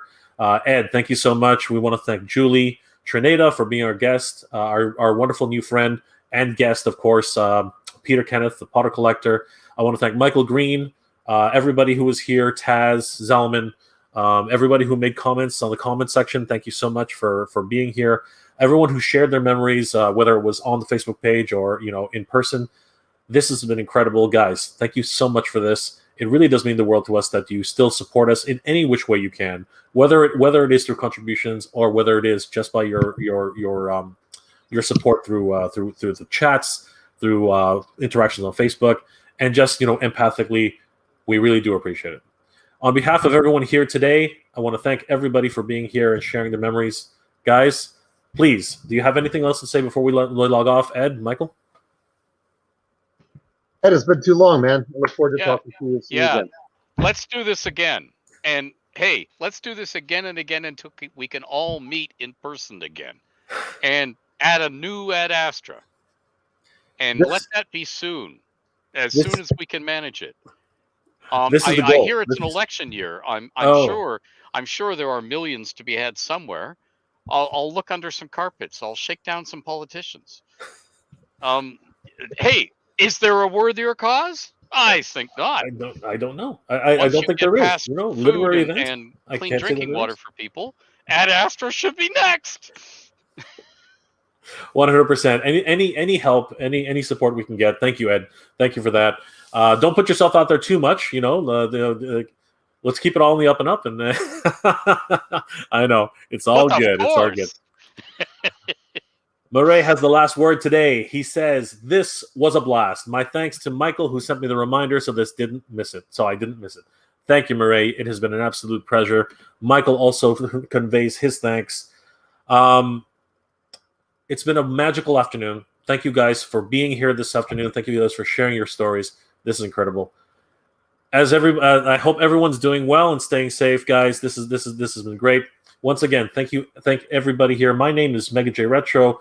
I do have my own YouTube channel. You guys can go check that out at your leisure. I am also, surprisingly enough, responsible for this whole thing in terms of helping to organize this event. Some guy named Zalman somehow roped me into this crazy world of Ad Astra, and I couldn't be happier. This has been an absolute pleasure. I want to once again thank Michael Green, Ed Greenwood, our guests, Ed Greenwood, Julie Czerneda, the Potter Collector, Peter Kenneth, and everybody else who made today possible. It's been absolutely wonderful. Please, guys, don't forget, check out the ad-astra.org for information about how you can help out the convention if you're in a position to do so. Check out our Patreon page. Check out the PayPal donation link. Guys, we do need your support around this time. I really do hope that everybody here is doing well, staying safe. And as always, everybody, thank you very much for watching. Geek Proud. To the stars! And beyond.